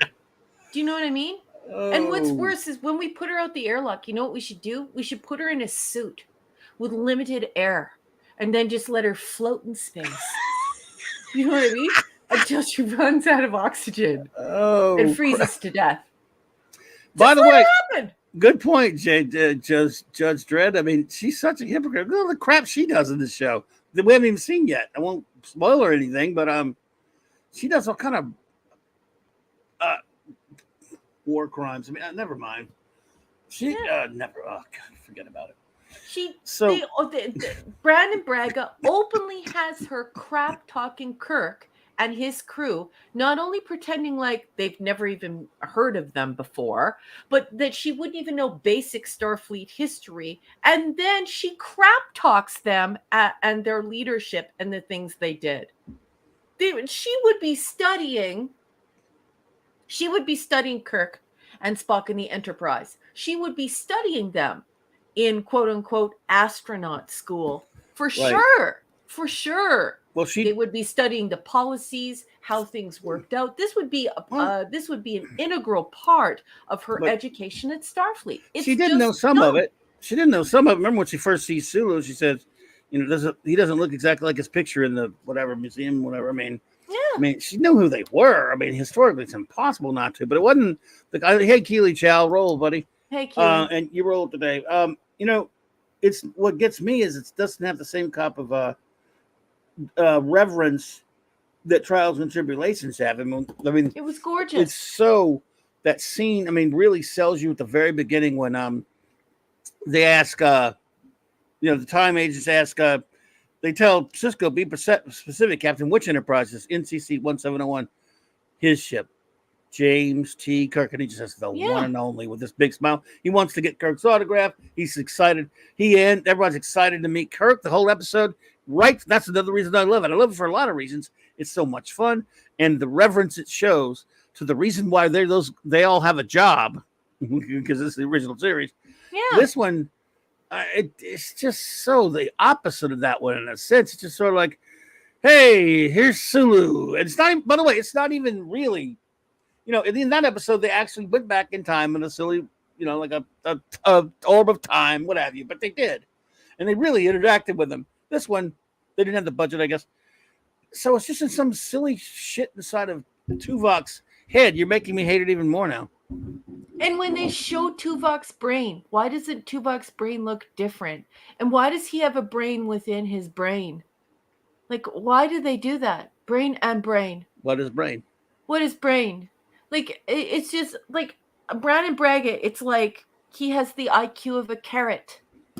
Like, how do you deal with this much dumb in one episode? Like when we get off air, I have to go and grab the script and I have to read to you the whole conversation that happens between Dumbway and Tuvok, because it's so insulting to TOS, and it is so chock full of just absolute, complete, and utter shite. It's like she crapped her pants and rubbed it all over everyone in the room. Just so dumb. I can't even. I just can't even. Dave Bob. This is a full Depends undergarment. Hey, Dave Bob, what's up? Oh, I said, what is brain? What's up, buddy? So, basically, before I ask you for your rating of it, I guess what I'm trying to say is, Mr. Tuvok, if you're going to remain on my ship, you're going to have to learn how to appreciate a joke. I have an energy wave at 240 degrees, Mark 6 port, sir. Visual. My God. boom. Yeah, it's let's just show stuff from Star Trek 6. They'll love it. I mean, come on. Like, what are you doing? What are you doing? Yeah, good to see you there, Dave. Your review. Oh my! Even if the episode was good, your review would be better. Oh my god! All right, so okay. So what? As if I had to ask, what is your rating of Flushback? Okay, so look, this is poo. This is finger painting in your own feces. It's crapping in your diaper, shoving your hands in your diaper, and then rubbing it on other people. This is wrong. You know, I'm halfway laughing, but I am actually pretty I'm pretty cheesed off at this this ending conversation that the the final conversation between Tuvok and Janeway. It's Yeah. really out of order. It's totally out of line.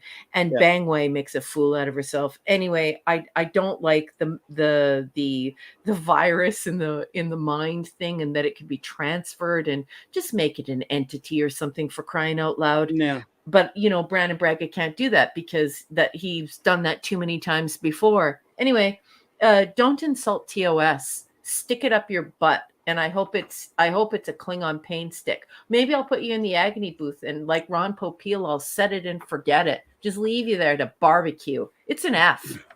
Did you compare it to the filth? Jill said did you mention the filth?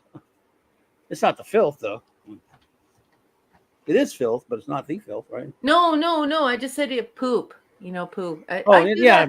I talk about poo a lot on this show, and it's not because I have a fixation on poo. It's because it is incredibly hilarious to me to just use poop and use it as a visual instead of using copious amounts of profanity. I was just wondering because I don't think you compared it to the filth. Maybe you misheard, Jill. I could have missed it. No, I mean, anyway. Yeah. So, anyway, don't like it. It's not good. It's an F, boss. Well, I'm going to give it an F also because just because it's so. Oh, Jilly answered you, boss. Oh.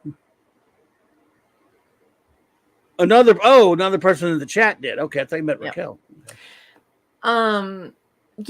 Joseph Dredd, Klingon pain stick enema. Oh, I'm sorry. Yep. I'm sorry, Jill.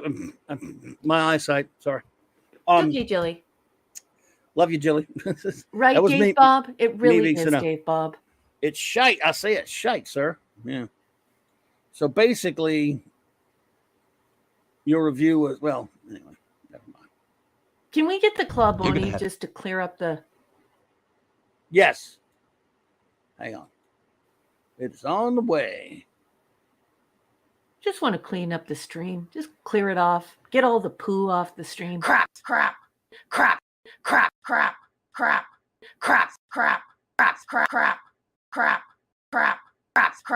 Neelix, and I strongly Cass.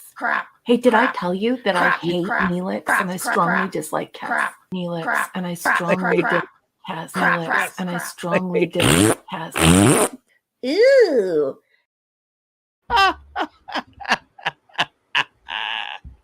I love it. That's just beauty right there. That's how you get the crap off of Star Trek. You scrub it off. More extraordinary work by the great chief engineer. Way to go, Mark. And thanks to Gwag for those incredible images. Thanks, Gwag, yes. Love them. Hey, Ray Lucard. Hey, Ray.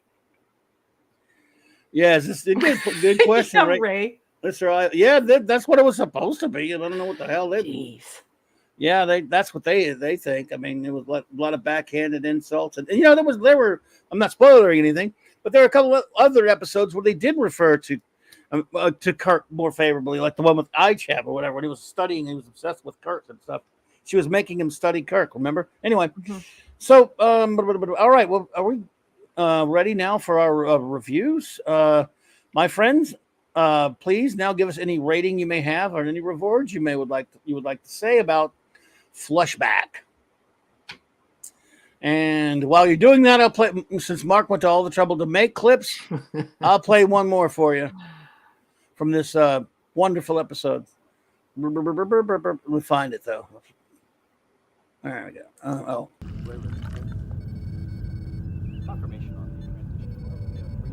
Outstanding. Mr. Tuvok, if you're going to remain on my ship, you're going to have to learn how to appreciate a joke. And don't tell me Vulcans don't have a sense of humor, because I know better. Oh my. Okay.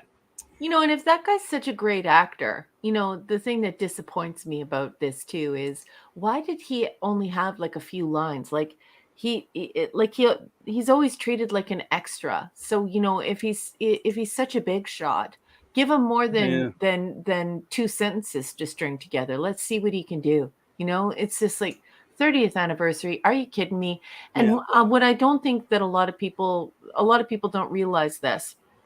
One, because they're not old, And two, because they're, not nuts where they know all this crap about something. But we all thought back then, like everyone was talking about it at this exact time, whether or not they were going to give George his own show, and whether we were going to have these adventures with George, right? And here they are on this 30th anniversary tribute, and they couldn't even give him like give him at least a paragraph to say, give him at least an exchange. Yeah. Instead, they treat him like an extra, True. and it's stiff, and he's wooden, and it's just not enjoyable. So that we've got this canoe, this wooden paddle or wooden boat just sitting there. Do you know what I mean? Like it's gave nothing weird. to do. Gave nothing to do, really. Yep. All right, let's see up in what we got going on. Let's see. Jill says B plus. Let's see. B plus. I find Neelix most tolerable.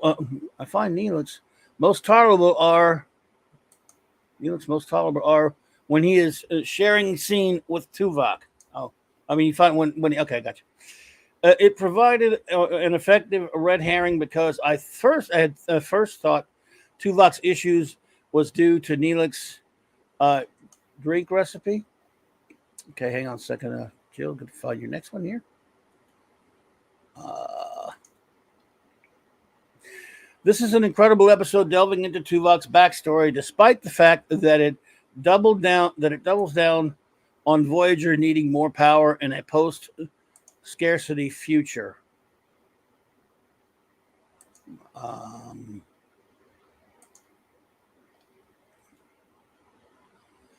They showed respect for the past, except when Janeway says TOS Starfleet would be booted out, as if no one in her time skirts rules when she's violated the Prime Directive many times already. Yeah, she has. Very true. I enjoyed the expansion of not only Vulcan neurology, but also of meditation, giving us Kithara. Even though it just looks like building blocks, it actually reminds me of Zen balancing stones. And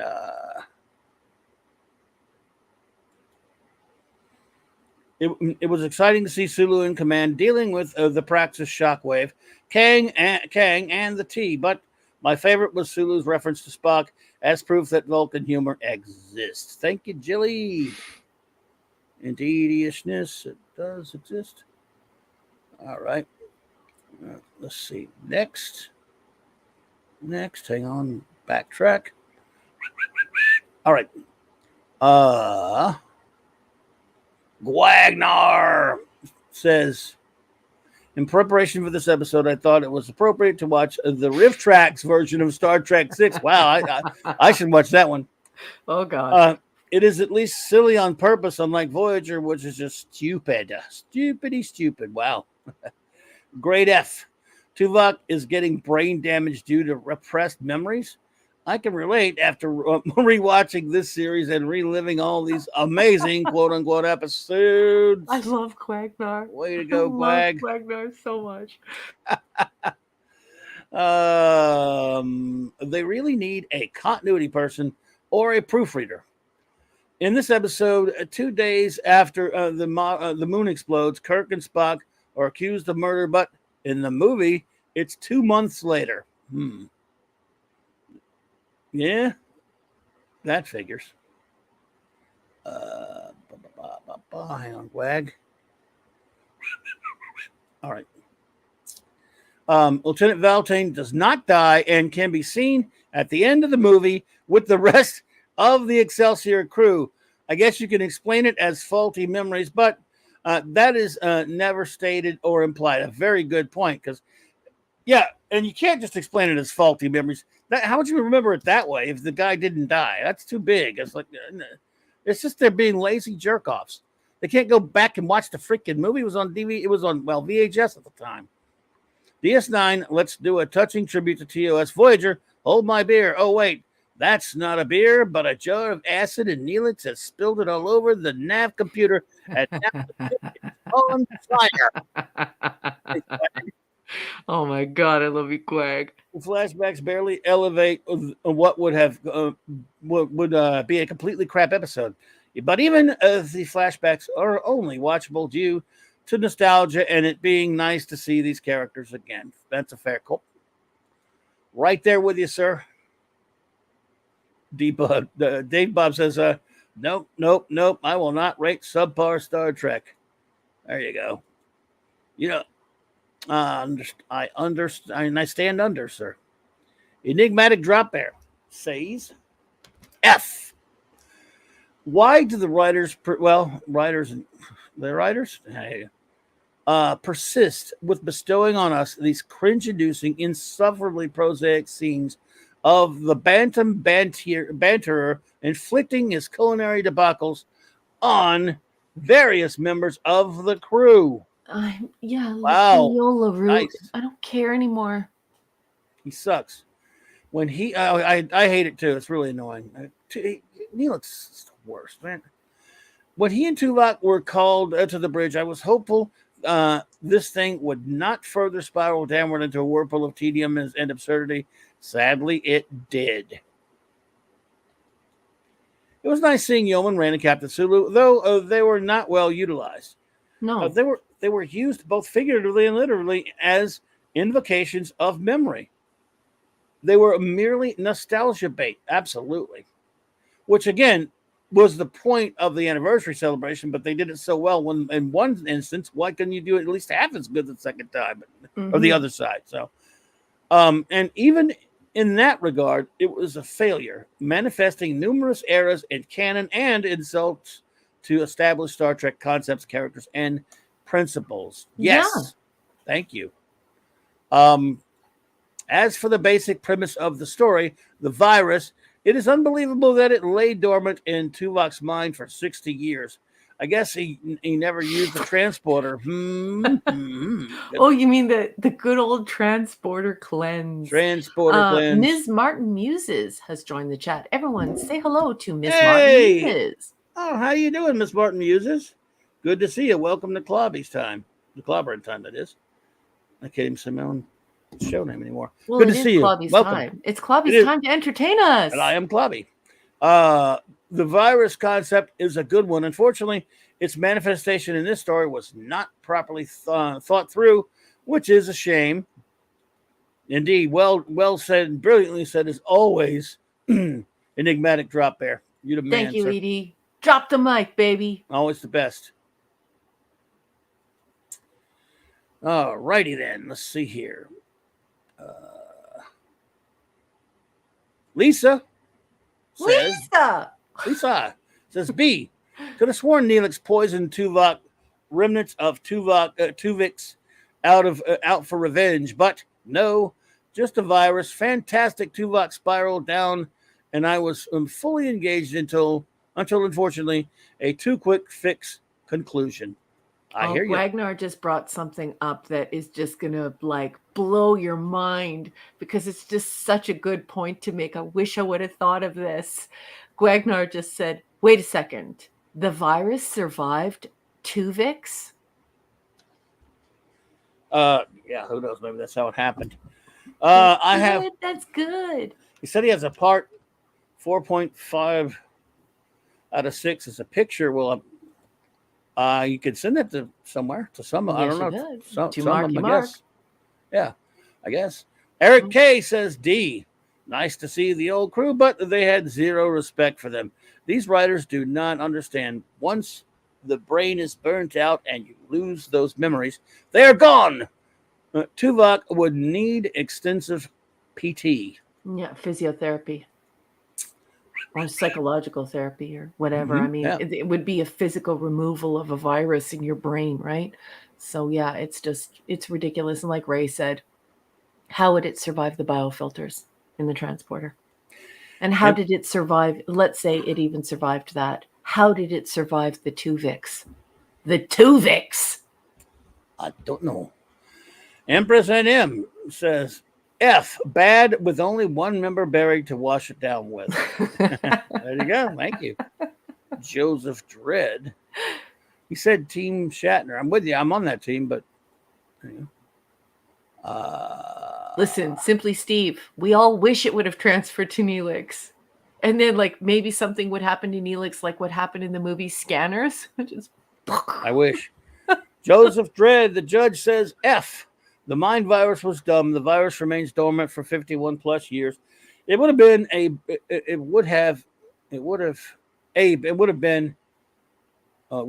sorry.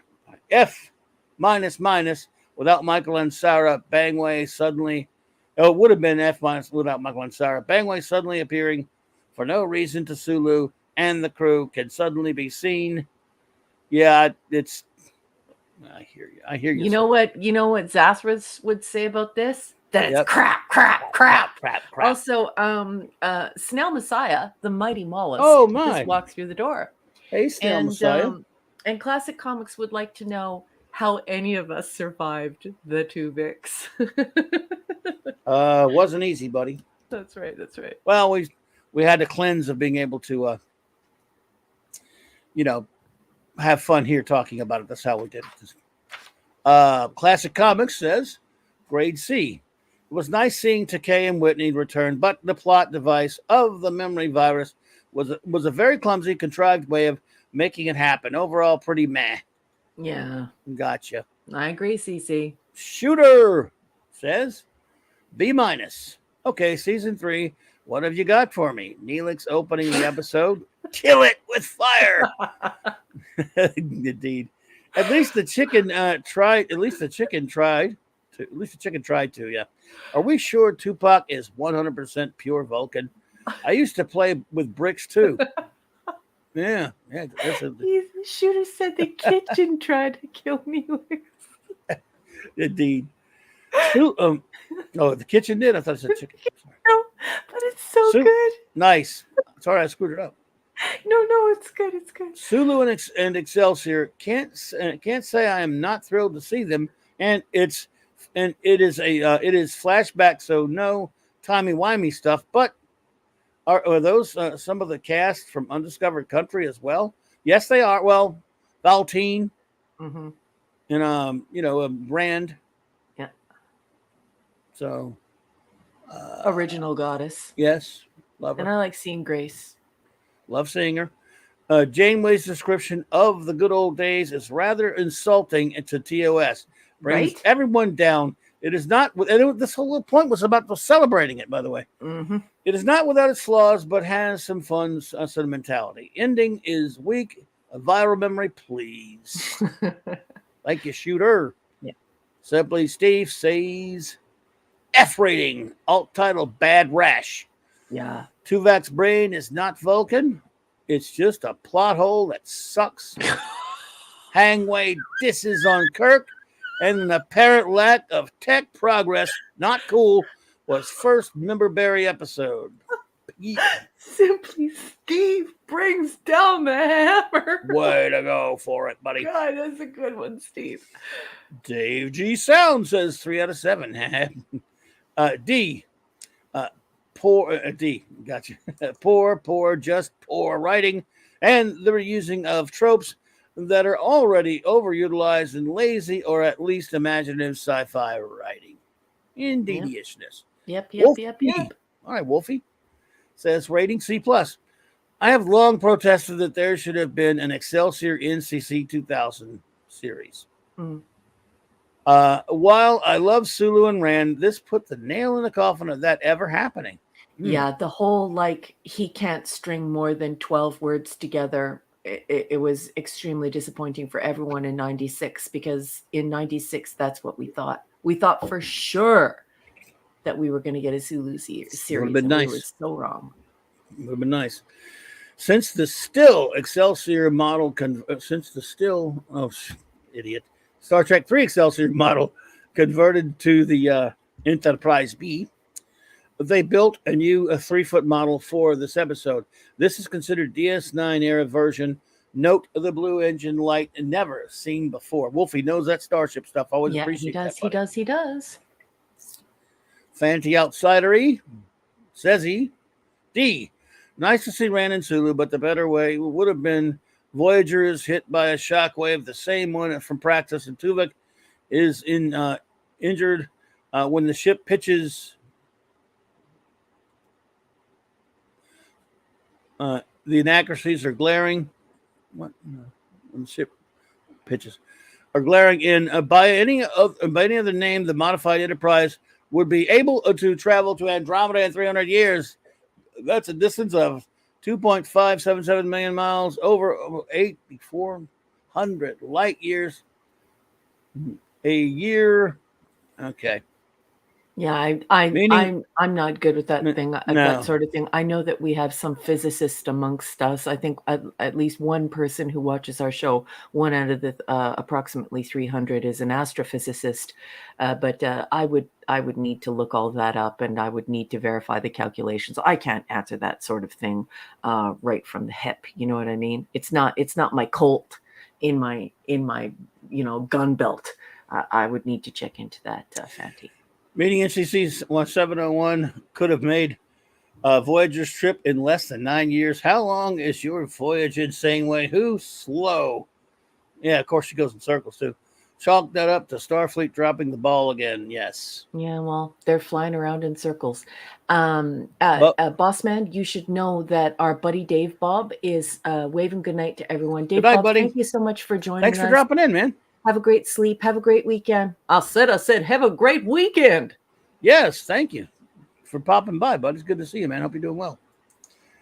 Bubbadoom1 says, F. I put this episode up there with He Who Is Without Sin and Sub Rosa. if rather have the Paris salamander. Oh, I think he means I'd rather have the Paris salamander babies than hear Mrs. Columbo talk about the Enterprise crew. It made me mad. Yeah. Kirk got a Kirk. Kirk got two of Kirk. Kirk not only got his crew out of much worse situations, let alone saved Earth. He had respect for the Prime Directive. He did. Yeah. I mean, yeah. And when he skirted it, it was for a good reason. Das Wolfen says B+. Even though the overrated George Takei is in it. There you go. Das Wolfen, I tend to agree with you there. I wonder, he was so wooden with the scant amount of material that he was given. I mean, I just imagine if we would have had a series like that. I think it would have been really bad. I don't have any more reviews right now. Where's Mark's? I don't know. Chief Engineer, do you have a review? Mark? Okay. Maybe he didn't watch that episode. Mark, did you sneak out of class and go into the hallway? He might love this episode so much that he just doesn't want to say anything about it. I doubt it. He might be going potty. Sorry. Oh. I don't know what AFK means. You said sorry, AFK. I don't know. Oh, Bubba Doom. Oh, you got a gift from Bubba Doom. Thank you, Bubba Doom. It says, in fairness, I wanted to also say, I think it's bad Trek, but it is, in fact, Trek's. Also, how did the virus survive Tuvix? Very well. It Airbus very well. It Airbus very well. Mm-hmm. Oh, away from keyboard. Well, thank you so much for that super chat. I really appreciate that, Bubba. Thank you, Bubba Doom. I totally agree with you. I also don't know how it survived the biofilters. And I also don't know how a Vulcan could have a brain in his brain and not know that he had a brain in his brain. But we all wish that he would have passed this virus on to Chicken Man. So we could have scanners. We could go, buck, buck, buck, buck, buck, buck. Bye, Neelix. Brain. What is brain? Yep. Well, we will wait from. We're going to wait on our chief engineer for the final review. Yeah, again. Oh, there he is. Wow. It says B+. Brain and brain. What is brain? Excelsior Sulu. Enough said. Really? That's your whole review, dude? Wow. Bubba Doom said, please overlook my typos. Very well. It survived very well. So no problem. Okay, gotcha. No problem, buddy. Thank you. Appreciate that. Yeah. So that's a short review from the chief. He must be busy. All right, but no problem, dude. Just we'll go to the next. Are we ready for our next? Yeah, we're ready for the show. Scintillating episode. Yep. All right, folks. The Chute. The next episode is the the Shoot. This is season 3, episode 3. This is production code 147. So we're trying to get ourselves back in order. If you're following along in the companion, it appears the production team has now put things back in order. This was first broadcast on September 18th, 1996. Now I'm going to be reading the plot from Wikipedia. It's probably going to suck, but we need that little touchstone so we can all proceed in discussing this episode. So let's go, folks. Let's do it. On the I forget how you say that, homeworld, Tom Paris and Harry Kim are falsely accused of a terrorist bombing using trilithium. They are sent to a brutal prison where inmates must fend for themselves to survive. Insufficient food is delivered daily through a chute, and each prisoner is implanted with a microchip called the clamp that induces aggression and gradually drives them insane. When Captain Janeway tries to intercede, she is told by Ambassador Leary of the people that I'm not going to say that Kim and Paris confessed to the crime. Whilst trying to defend Kim, Paris is stabbed in the stomach. Kim manages to work with one of the aliens in order to get bandages for Paris. He also tries to unite the prisoners, to no avail. Kim and the alien work together to disable the force field blocking the chute, climb in it, and find that the prison is actually a giant space station.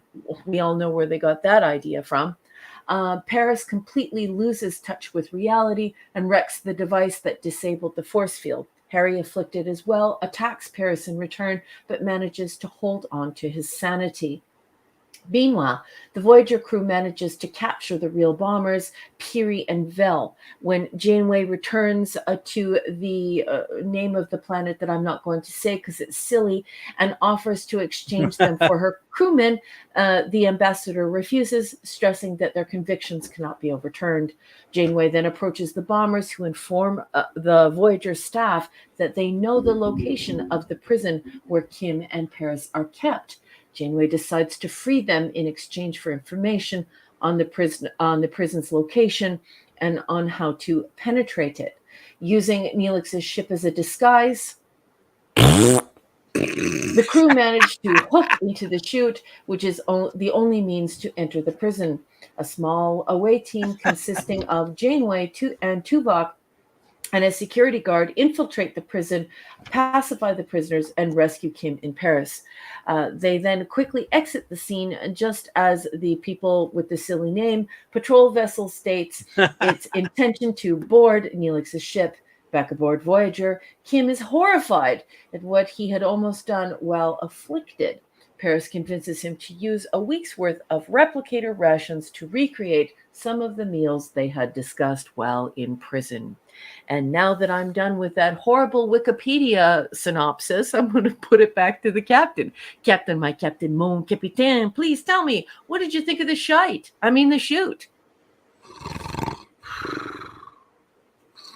What? What? Just why I say so? I'm sorry.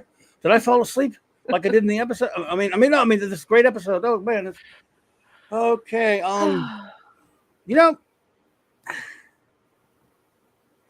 Maybe it rubbed me the wrong way from the get-go, but do we have to have a Cool Hand Luke episode once a year or something? Or they're all in some alien prison episode? This is a trope. It seems like a trope almost, like an episode where a couple of the, and all of television's done. It's not just them. They're just regurgitating plots from 30 years, at that point, 30 years of television. Because every type of show, whether they're with the Westerns or whatever, always had an episode or two or, three where, couple of the characters are stuck in some prison of some prison break, and they get but at the end of the episode, it's not really, they're all getting treated like crap by some rotten people who are holding blah blah whatever. And the old episode, they're trying to find them, and the end of the episode they'll get away. But in the meantime, you get to see them be in a prison movie. Yeah, this is just that. It was so unremarkable. Again, it's like they're sitting down. We got to have some plots for this season. There are 20-something episodes. You know what? I don't think we've done the prison plot yet. That's been done that's been done in Bonanza and Gunsmoke. I mean, Wanted Dead or Alive. You name all the westerns did it, and all the a lot of the other types of adventure related shows have done it. Oh well, no one's done it in Star Trek yet. Oh wait, maybe they have. It's just filler up time. And again, you had the conversations with the crazy. David Koresh? You mean yes. David Koresh? Yeah, go ahead. Yeah, that guy. Yeah, him or whatever. Which was, I guess they thought there was something profound about him. It wasn't. It was not the slight bit interesting. All I wanted was what you want when you're in prison, like Tom and Harry were. You want to get out. Yeah. I wanted to get out of the episode. I didn't care. I didn't give a shite that she ever rescued him or not. I don't care about any of it. I'm not even worked up about it. It was just like, well, it sounds like it, I can't get worked up about this either. I mean, I'm worked up in the sense that, man, it's just the same old crap. But if I, they're not the only ones that have ever done it. It's a TV trope extraordinaire. And I'm hoping. Am I wrong in thinking it's the only time they've done it on Voyager? Because I feel like there might be another one coming up. But I don't know. They've done this before. I mean, later from now. Yeah, but I mean, this is not just recycling in Hollywood. This is recycling an entire era of television, and it's also recycling from Star Trek. On the plus, though, I think there's no Neelix. Yeah, there's no Neelix. Oh, this is the best episode ever made, so I take it back. This deserves an A+. No. So Simply Steve would call that a no Neelix needed. A no episode. Neelix.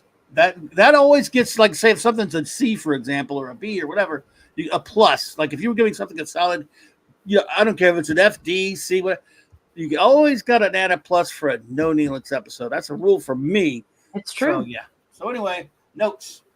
Okay, here are my notes, folks. Tom is in it again. And by that, I mean, we are revisiting the idea that he has been convicted for a murder he didn't commit. Again. Oh, by the way, they never said what they were accused of bombing or some kind of crap. Yeah, 47 ambassadors or whatever. They never tell you why they're on the planet at all. Yeah, why are they even there? Why did you send an ensign and your number one pilot? Anyway, dumb. Because it's never explained what their mission was, why they were there. Anyway, it's stupid. Tom and Harry have no comm badges, so how are they communicating with the Delta Quadrant aliens? This is another time where Jerry Taylor fails. Where is the editor here? Why is there no supporting role for that continuity, for those mistakes, to get in there and say, oops, we better have for us, by the way. Pardon? From Guagmar. Yeah, like David Koresh. That's because David Koresh. He even looks like David Koresh. All he needs is glasses. I think it was probably intentional. Yeah, it's just ridiculous. Anyway, so I want to know, how could Harry read David Koresh's manifesto? Because they don't speak or write in Earth Alpha Quadrant English. So it's just really dumb. And, they could have done something else, but instead they were just being lazy. And this is just, it's not science fiction, and science fiction. The audience for science fiction, they're intelligent. Go and look at the demographics and the psychographics of science fiction fans. They're highly educated people who are looking for scientific concepts, and this is just, it doesn't deliver. The David Koresh character is bizarre. I don't know why we waste time on it. I put in my notes, and I said it would have been far more effective to have a violent Tower of Babel. And I really think that, that violent Tower of Babel would have been terrific, I think. So they're all in the prison together. Everyone is afraid to talk to each other, but also, to have Harry and Tom be on the outside trying to figure out what these people are going to do to them. And Anyway, it's dumb. It's dumb. And then I wrote in my notes here, everyone knows I'm Gen X. So I was raised in the 1970s. So you're not going to be surprised when you hear me say this. This was a totally unenjoyable prison short film. In the 1970s, every person knows, because if you grew up in the 70s like I did, the ABC Friday night at the movies. So even if you had peasant vision in Canada during the 1970s, the two channels in English and the two channels or one channel in French, whatever the rabbit ears could bring in, you were watching, I believe it was ABC Friday night at the movies, and it was replete with these prison movies. There was one on almost every week for the entire 1970s. So once again, we just revisit this idea of this grittiness, this brutality. This idea is well traveled, especially for the psychographic, for the demographic of for this audience in particular. And more importantly, this doesn't feel like Star Trek. So even if we don't argue the finer points of science fiction and whether or not it adheres to the genre, it just doesn't feel like Star Trek. This is weird. Like, they're in space. Why would they be hot if they're in space in a prison? Why would they cook them up and get them nice and warm? It's incredibly it's not efficient as far as energy goes. And remember, space is cold. They should be freezing cold in this tin can in space, in this tin can prison. It's just written very poorly. None of the great ideas that they come up with are even used to their advantage in the script. It's just dumb.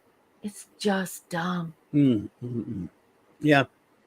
There's some, it's not like it's a great genre that I love that much, but there's some great prison movies. The Great Escape. There are. Great Escape, Cool Hand Luke, Stir Crazy is a funny one. There are a lot of good ones, but just this is not even. It's not, and that audience, like our exact age bracket, who and we're the main audience for this.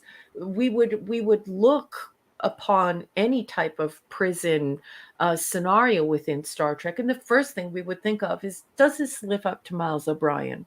Does this live up to what happened to him?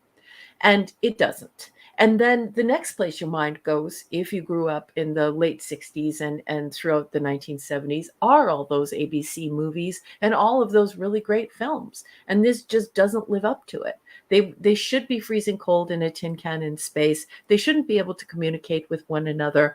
And the weird David Koresh thing. It's just stupid. It's stupid.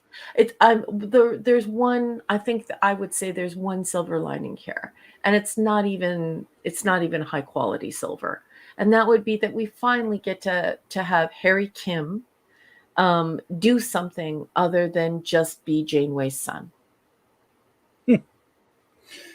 Yeah, I mean, he's he handles himself fine in the episode and all that stuff, but it's just not compelling TV at all. Just want to, every time I see an episode like that where they're in some kind of, or they're stranded somewhere, or there's some kind of prison, or this kind of, it's just I always get tired. I'm like, I'm already tired. That's, I don't know, man. Anyway.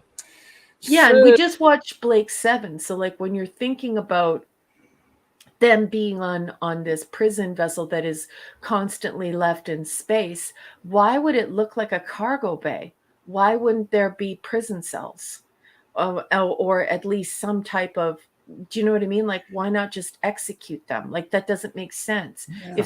If they put this clamp in their head so that they kill one another, who cleans up the bodies? Why would they feed them? Why wouldn't they just execute them? Like, the educated mind or the thinking mind goes to all of these places while you're watching the episode, so the whole thing just falls apart. There are cause and effect issues, and if you make certain authorial decisions, you have to follow through with them in order to give the story cohesion, and in order for the story to stay immersive. You want to suspend disbelief and be immersed, and this just fails on all fronts, unfortunately. So, what is your rating of the Shoot? The Shoot. I actually dislike this episode so much that I can't even draw myself to the F word. So I'm just going to give it the D word. This is dumb. I give it a D for dumb. No F for FU. Just a D for dumb. Yeah, I got it at a D also. I mean, only because there's worse crap. They've done a lot worse crap. Yeah. But got it at a D. Don't like it much. Don't like it at all. But there are worse ones. Enigmatic Drop Bear, I love you, honey. All right, everybody, let rip with your ratings and reviews. Let's go. The word is given. Yeah, you heard the boss. Fire at will. Fire at will. Fire at will. Fire at will. Boom, boom. Yes, sir. So, and let's see. This is thanks to Gwagnar again for the great stuff he's done for us tonight. There's that. Of course, there's other stuff he's done for us. That. And that one. Oh, man. Gwag, you rock, buddy. You rock it like the Rock. I get all of this stuff sent to me in the middle of the afternoon, and I'm just busting a gut laugh and calling my husband into the room to see these things he sends me. They're hysterical. They are hysterical. Wagnar's mind is a marvel, and it's just terrific. Wait a minute. He said, you didn't do which one? What? Oh, I'm sorry. Did I put up one you didn't do, buddy? Which one did he not do? I don't know. I'm starring, so I didn't see. I didn't say. He just said I didn't do that one. I mean, I was putting so many. Show him again. I'll tell you which one isn't his. That one? Oh, they're not. It's not showing me. This one. Did you do this one or not, Gwag? He did this one, right? Oh yeah, he did that one. That's Wagnar's work right there. What about Chicken Man? He didn't do this one.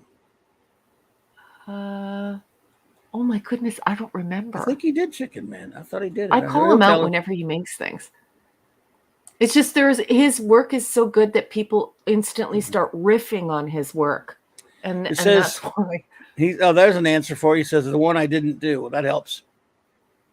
Oh, okay. It's not David Koresh. Is not. Who was one that told us we had that one? That's the one. I'm sorry, Gwag. Didn't you just tell us earlier he's got one for us? Yeah, he told me, or someone said it was part of a review. Oh, or maybe he just found it somewhere.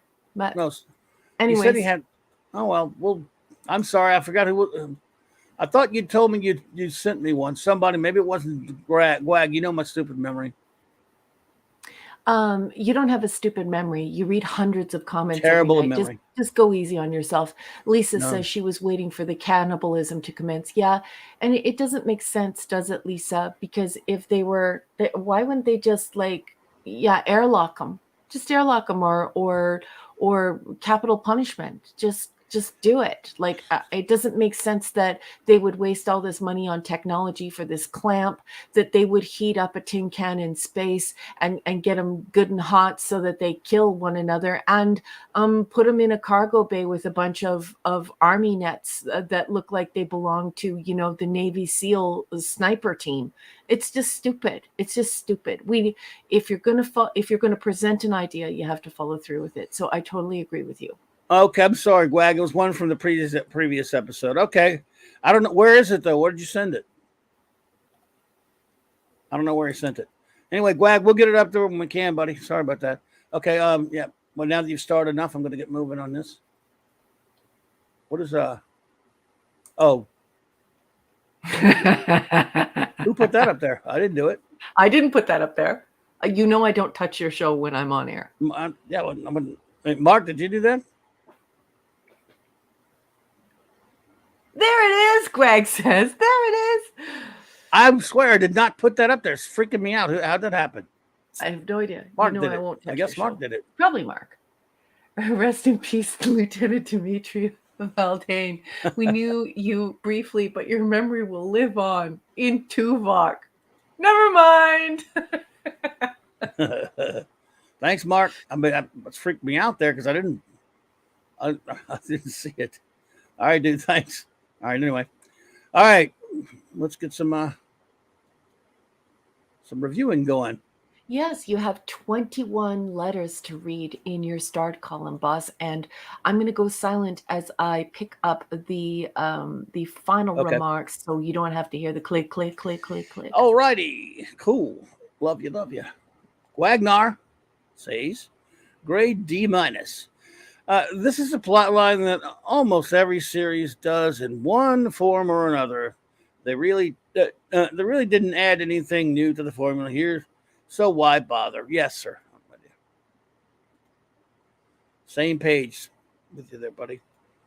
It has Harry Kim as the lead and throws in some of the most annoying Neelix at the end. Oh, he is at the end. I take it back. I thought it was not in this one. Just in case you didn't hate the episode already, Neelix wanting to take Tom's piloting role is cringe. Oh my gosh, yes. So Neelix is in this one then. Yeah, he is. Remember he Oh. he Oh, that says was a- that he wants to be made a bridge officer, that he wants to take the con. It was the last episode he wasn't in. Yeah, it's the last episode he wasn't in, boss man. Okay, I'm losing my damn so-called mind. No, we watched All right, 4 let's episodes. see. It's okay, honey. They start to blend. No. Well, this show does. It does. This wouldn't happen It with the really original. does. This would happen with the original series. Yeah, Eric exactly. K says F this episode. I mean, he says F. Sorry. The Harry trading booty for booty episode. Once again, the Academy should have kept hand-to-hand combat courses. They must have. Harry proves he is a little soy boy with a brain. And not only that, Eric, why would he need boots? So usually when you're in that position, it's because you're doing hard labor. You have to walk, or they're really nice kicks where you want them for street cred. These guys are in a tin can in space, and they're perspiring profusely. These people are hot. They should not want to wear any clothes. Normal men would strip down to their skivvies, and they wouldn't even need boots. These guys would get rid of as much of their clothing as possible. They're cooking. They're perspiring. They're losing a cup of water every 15 minutes. They're perspiring so much. Anyway, they even did a better prisoner episode on Deep Space Nine when they were being held by the Jebedar. Yeah, they did. Let's see. I actually miss Cisco. He would have destroyed the attacking ships and started taking the planet out until he got them back. Bangway would not bargain. BS. She is all about talking and bargaining. True. Yep. She probably gave the freedom fighters to the government afterwards. Leaving everyone in the prison is criminal. Okay. They should have at least helped the one guy who was helping them. That's a good point. I mean, I kind of wondered, he did help him. He was a wiener, but Greg says that Neelix was in every episode this week. Oh, okay. I don't know why. I could have swore. You know what? I guess I just You're being hopeful. Wait a minute. What? Are you sure? I don't know. I don't think they all blend together for me. I don't think he was in this episode shoot. I don't think he was. I think you're thinking of another episode because wasn't that the beginning of the next episode where he wants to fly a ship or something? Joseph I don't know. Dredd just said Clobby has Neelix PTSD. I do, but I don't think he was in this episode because it started out with them in the prison, right? Oh yes, they did. It started out with them in the prison. He's thinking of a scene that like an episode opened with him wanting to. He is. Him it's and Tom.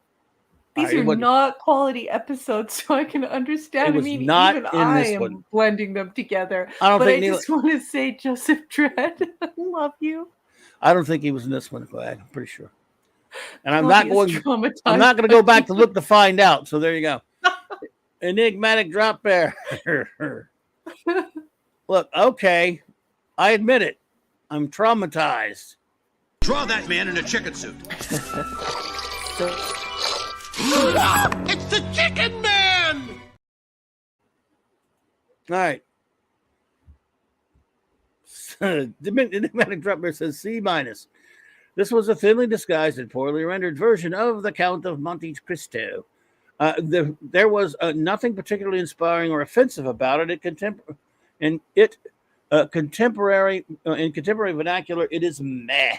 Indeed, so. At least Harry is given something meaningful to do that is somewhat character building, although his magic pipe was the quintessential MacGuffin. Well said, sir. Well said. Anti-derivative Jilly says F. The sadistic. I'm not. Just don't. No way, Jill. I'm not going to say that silly name. Just say aliens. Alien. Say sadistic alien implant. You did that on purpose, Jill. Critical implant. Tom and Jerry were running after each other. One had cheese and one was, Tom and Harry, not the cartoon mouse and cat. Not them at all. Tom and Harry, I want to make this absolutely clear, folks, are no relation to the cartoon mouse and cat. Okay? Never, ever, from now on, when they see Tom and Harry, I don't want you to think, when you're watching Voyager, for example, I don't want the first thing in your mind to be the cartoon cat and mouse. Tom and Jerry, Tom and Harry, they're completely different. So I want to make sure that none of you listening to this now, the next time you see Tom and Harry together, you think of a cartoon mouse and a cartoon cat. Promise me you won't. Why are you ruining the show? Promise me you won't. So the cartoon mouse, every time you see the two of them together, I don't want you to go, hey, Tom and Harry sounds like Tom and Jerry. Okay, and that's going to happen now forever. And now you've polluted all of our minds. So I have to ask you for your agonizer, boss. Your agonizer, please. My life is my agonizer. Let's see here. Oh, you have a gift from Eric. Thank you, Eric. Claude and Raquel are so traumatized by Neelix, they are removing him from episodes he's in. He wasn't in that one. Anyway, our wonderful friend Jill says, okay, we'll start over. F, the sadistic implant, Tom and Jerry with a, from now on, they're Tom and Jerry, sorry, with a chip by the transform them into antagonistic jerks.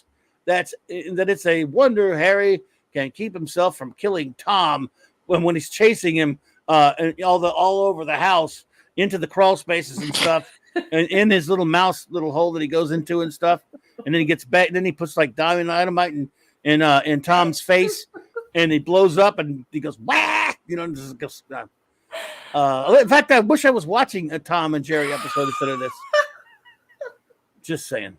Clubby. I don't know. All right, I don't even know what's happening. Let's see here. Where were I? Okay. I don't know where I were now. I don't know, but I'm actually laughing so hard that I'm crying.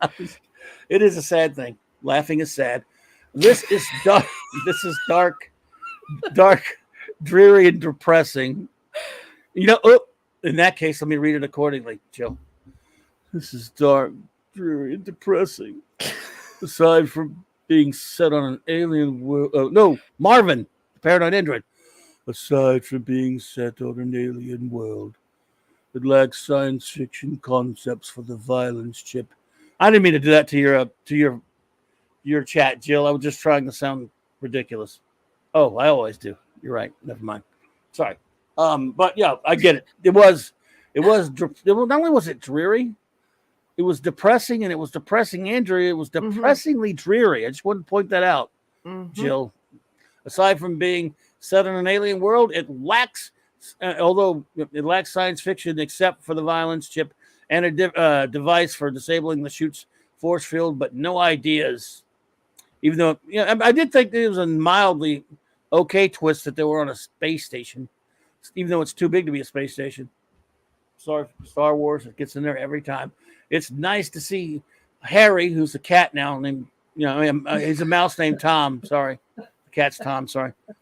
People often get the two confused. Tom, Jerry, Tom.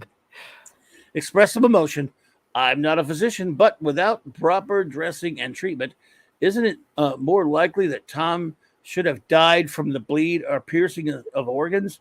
Well, he should, you see, but he's one of the stars of the show. So You can't die. Yeah, we don't have our nurses and our doctors, or not doctors, I should say physicians, because there are It's plot lots of armor. types of yeah, but I believe a belly wound, it could take agonizing amounts of time to die from a belly wound, and so I think that knowing that they just did that, but the thing is that like a day or two passes, and I'm just not quite sure that somebody could survive a belly wound for what, like 2 or 3 days or whatever. Unless you have a contract.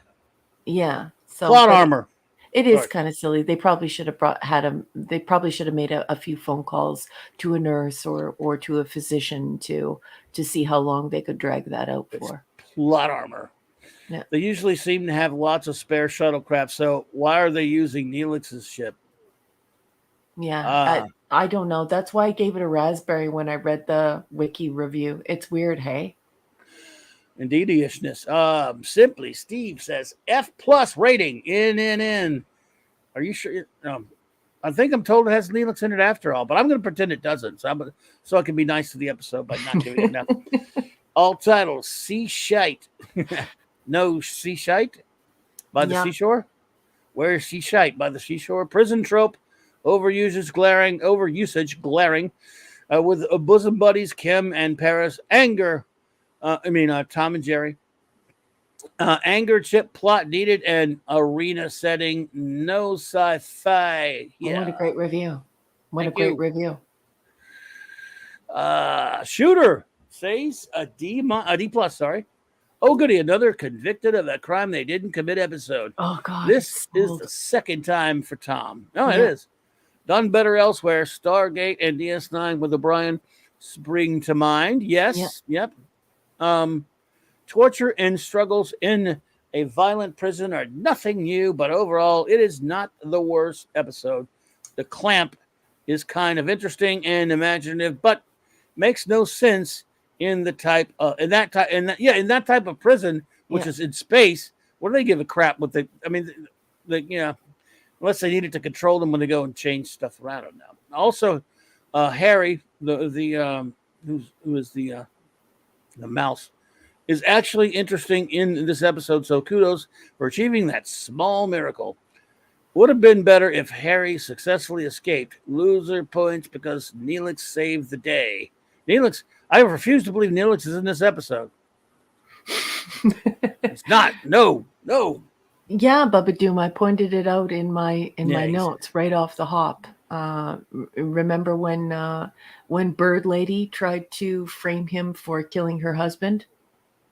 Yep, second time. By the way, I'm seeing a one for Parker that has 2 of 2 on it, but no number 1 in front of it. It's got a 1121 times. Get out of town. Really? Hold on. Yeah, maybe his first one didn't make it or something. I don't know, honey. Let me go check. Anyway, Fanty says, D, this was lame. Another shot at the last one. How do we know Chicken Man didn't have that virus and his brain was totally destroyed? No one would even notice in a groan moment.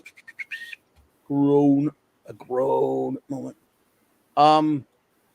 Just read that the very good 80s sci-fi movie Electric Dreams is going to have a modern remake. Ugh, so dang stupid. Someone needs to clamp these geniuses. I don't know what that was. That wasn't a review. So imagine, like, I like the 15-yard clamp idea, but imagine if it would have been written properly. And Boss Man, Parker Luck has been vaporized. So I don't know why, but all I have is his 2 of 2. It doesn't. His 1 of 2 doesn't even appear on this side of StreamYard. So I think he got YouTube zapped. Parker, if you're still there, my friend, please. I'm sorry. It looks like they on our side it got vaporized. I can't find it anyway. You're number one.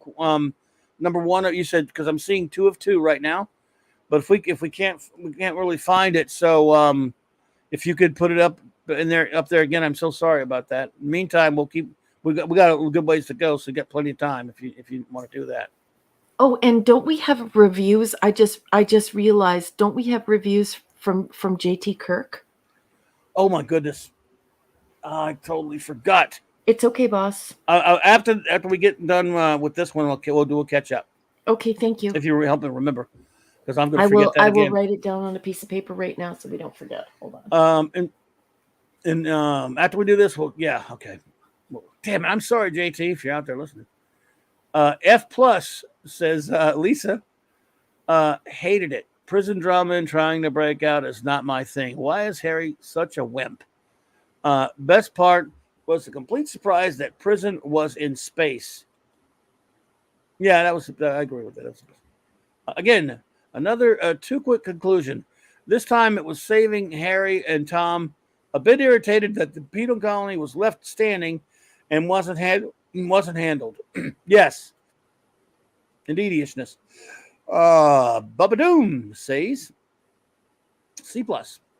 It is good to see Harry stretch his legs as an actor. After the last couple of episodes, I can forgive the sins in this one. That said, this is the worst reimagining of Stir Crazy ever. I love Stir Crazy. Great movie. That's one of my favorites. J.D. Lewis. Ben? Yes. Yeah, J.D. Lewis has to leave. All right. Well, J.D. Lewis says, F, this episode hurts me in places I didn't know I had. Tired and headed to bed now. Good night and see you soon. J.D. All right, buddy. Lewis. Feel better, my friends. Great to see you. Thank you for popping in. Thank you so much for joining us. We'll see you next week. Have a wonderful weekend and a wonderful week, JD. Shooter says they used Neelix's ship because it doesn't use dilithium, hence won't be linked to Voyager. Yeah, I know. I'd like to think he's not in the episode for some reason. Well, I think it's just the people are mostly outraged by the fact that they introduced this thin idea just so Chicken Man could get some more screen time, and no one cares about Chicken Man. No one does. Parker, Mark was able to salvage yours. Let me take a look at it here. Well, I saw one where you mentioned this, but it didn't seem like a review. It didn't say wasn't, and it was done before we asked for the review. So Parker, if you entered something before we were done, then no, you got to wait till I called for it. So maybe that's why we missed it, or we're gonna miss them. So if this is the only other one that Mark D found, my buddy chief engineer. So you said this episode is akin to an episode of the Incredible Hulk series where Banner and future V-star Faye Grant are prisoners of a slay owner, an owned people owner, which was the second to last episode of the series. I don't know if that's what you intended as your review, but thanks, Mark.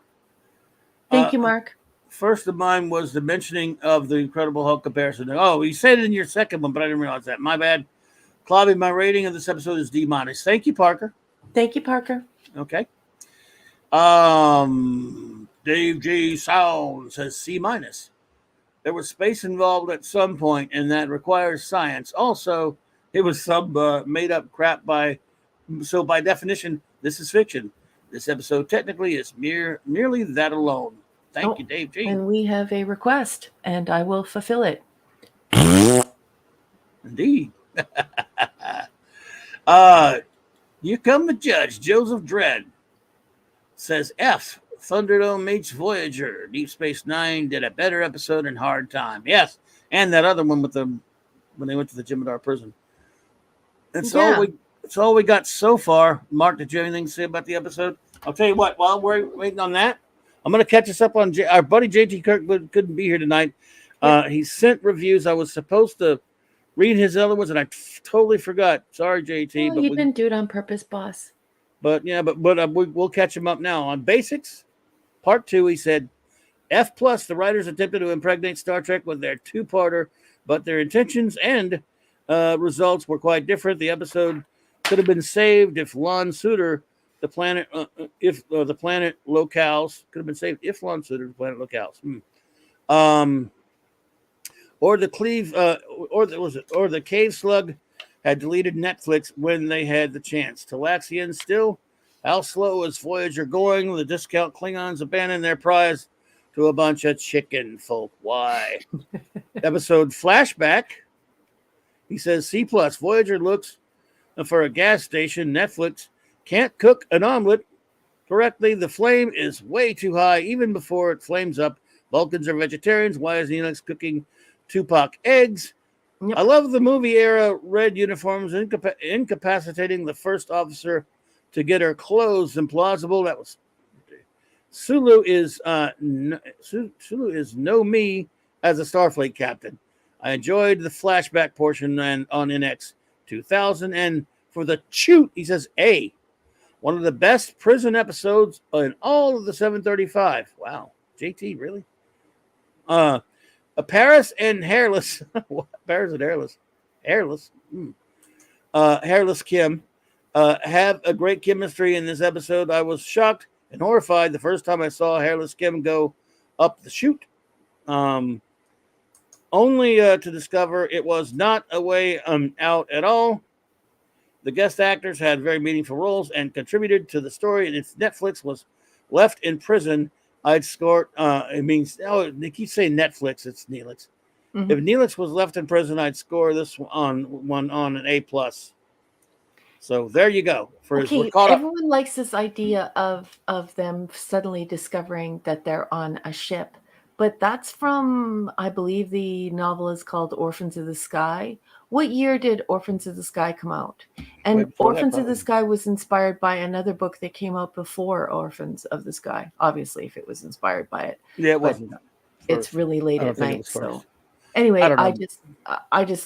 I'm gonna look that up. Anyway, you have a gift Oh, from Jill. Jilly Jill, and Mark has submitted his reviews. Thank you, Jill.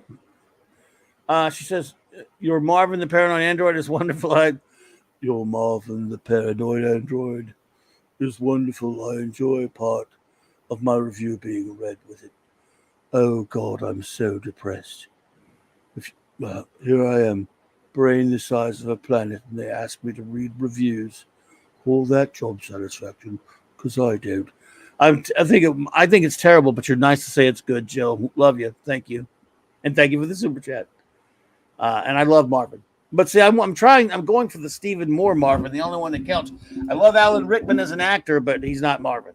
That movie, I hate that movie. I hate the Hitchhiker's movie. Only the BBC production counts.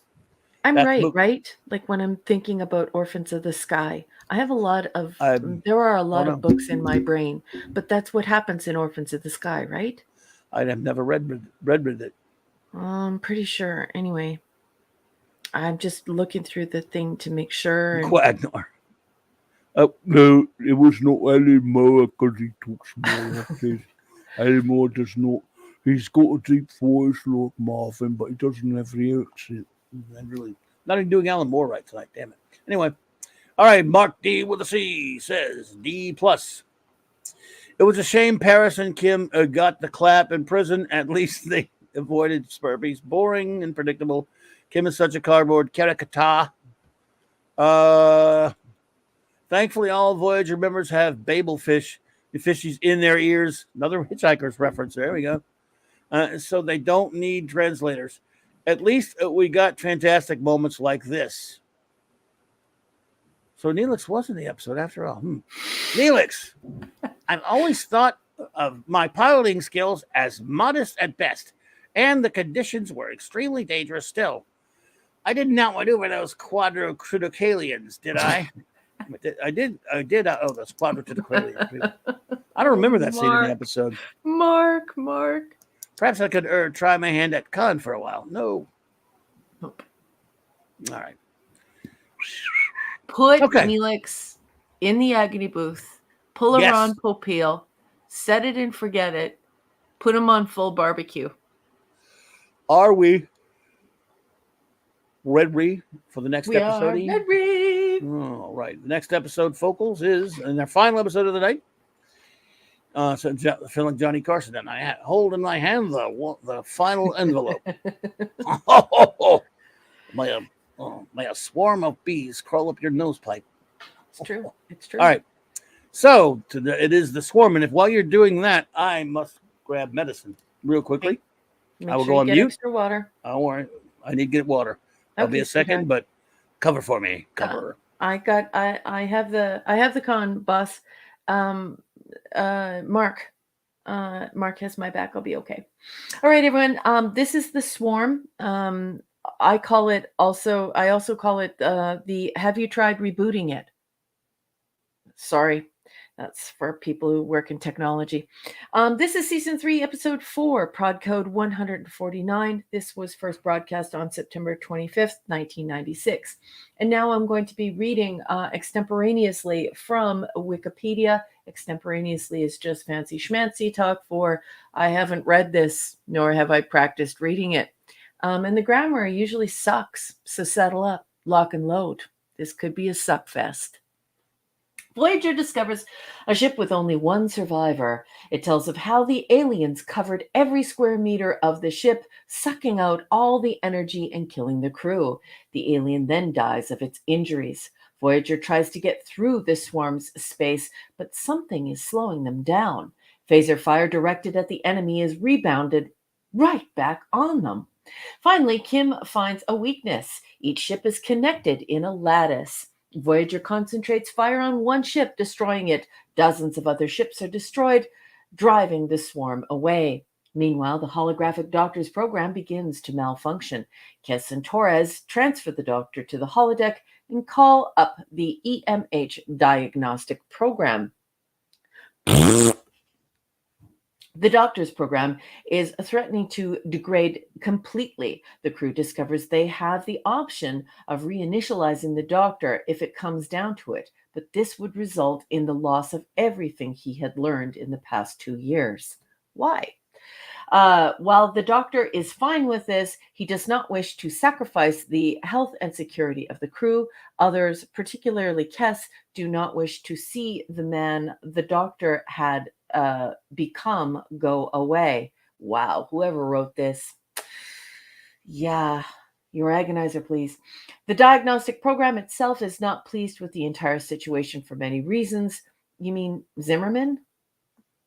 Like, the diagnostic program is not pleased? What? It notes that the doctor was supposed to be offline during its off time, not expanding his program, such as with his opera studies. The extra memory caused by all of this is part of the problem. In fact, EMHs are supposed to have only 1,500 hours of operation. The diagnostic program tells of an alternative to rebooting the doctor entirely, but it involves a layover at McKinley Station. He is informed that the station is on the other side of the galaxy.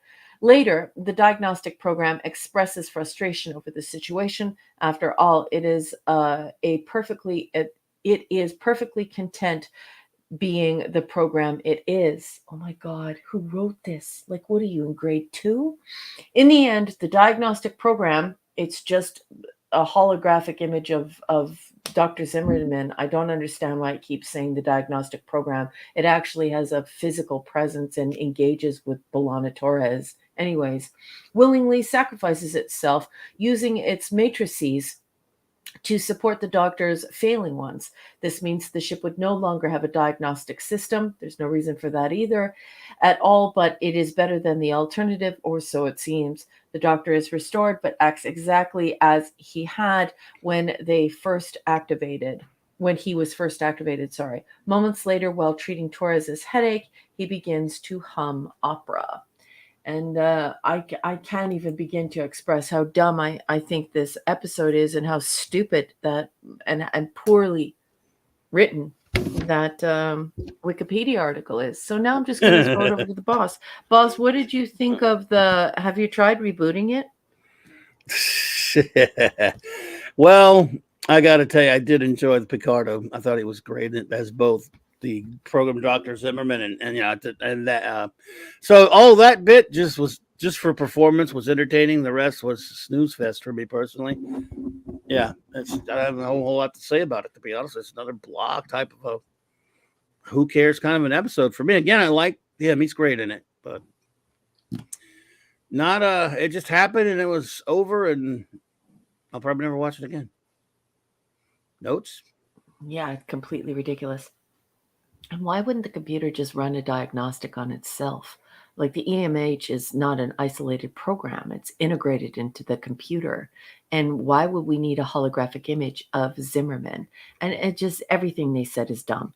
Right down to the fact that they're like, keep him talking. It will restore his I don't know, just dumb. Anyway, Now they didn't know as much about computers back then as you do, and people do yeah, now. But yeah, but then just don't say dumb stuff. well, Anyway, it's Voyager we're talking about here. yeah, so these are my notes. We get a lovely second opening scene from La Boheme. Of course, this is the Puccini. Robert Picardo does a decent and pleasant few lines from O Gentle Maiden. I think that Robert Picardo does a beautiful job here. As everyone knows, I love opera, and La Boheme being among my favorites. So to hear him, singing Puccini is it's wonderful, and I adore it. Bangway surprises Tuvok by ignoring Starfleet regulations regarding antagonizing alien species by invading their airspace or breaching known barriers or borders. Tuvok gives Bangway the hairy eyeball. This is the same Bangway that was crap talking Kirk, and here she is going directly against Starfleet regulations. So not the prime directive here. We're talking about tactical and security regulations with regard to antagonizing alien species by invading their airspace and knowingly defying hostile borders or breaching hostile borders. So it's just ridiculous. Bangway. Oh, Bangway. We reused the Leah Brahms idea, which is okay because it is realistic. But then later we crapped the bed by explaining the concept of overlaying Dr. Zimmerman with the unnamed doctor. Super dumb. There is a point in the show in which I want to throw things at my television, but I am unwilling to break my television. And that is when Super Cass outthinks the computer. This is, I believe, her third time outthinking the computer. And you have to remember, the computer runs the ship. And it even has biomimetic gel packs. So this is just more shite via Voyager. Obviously Gene Roddenberry understood computers and had experts around to help him through these sorts of things. But apparently the doctor is isolated from the computer, and so is Dr. Zimmerman, even though he would be a diagnostic algorithm or diagnostic tool that would be integrated into the computer, the ship's computer. It's just stupid. Obviously, if you watch Star Trek, at any moment you could say to the computer, please run a diagnostic on this system or that system. There would be no reason for this stupid conversation. Anyways, Super Cass outthinks the computer, which is complete and utter shite. Wait a minute. Did you say something? Did you say Super Cass? Good. I'm sorry. Go ahead. I mean, at one point, it's so stupid because she does a follow-up conversation with the computer, and she's so awesome that she's actually smarter than B'Elanna. So B'Elanna cannot, or B'Elanna, because they say it both ways, and we all like to make fun of it, so I'll rub that in. So B'Elanna cannot figure out how the computer can fix the doctor's program, and we have to overlay the matrices, therein losing the diagnostic tool that would be integrated into the computer, which is a computer, so that we can still have the doctor. And Super Cass works it all out because she just tells the computer how it can heal itself, how it can fix everything. Just so much barf. I mean, wow. And the swarm's been done before in Star Trek and elsewhere. So just a giant offering of nothing other than the wonderful performance by Robert Picardo, who always delivers. And here he does some wonderful, wonderful singing in this episode. And he's just such a great character and such a great actor. So, yeah. Yep. So I'm vibing that you didn't really get into this episode that much. How about Women? Do they find you attractive? I don't remember.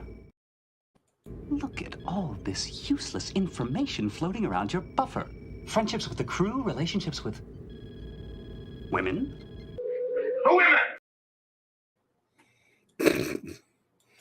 Well done, Chief Engineer. Excellent, Chief Engineer. As always. But yeah.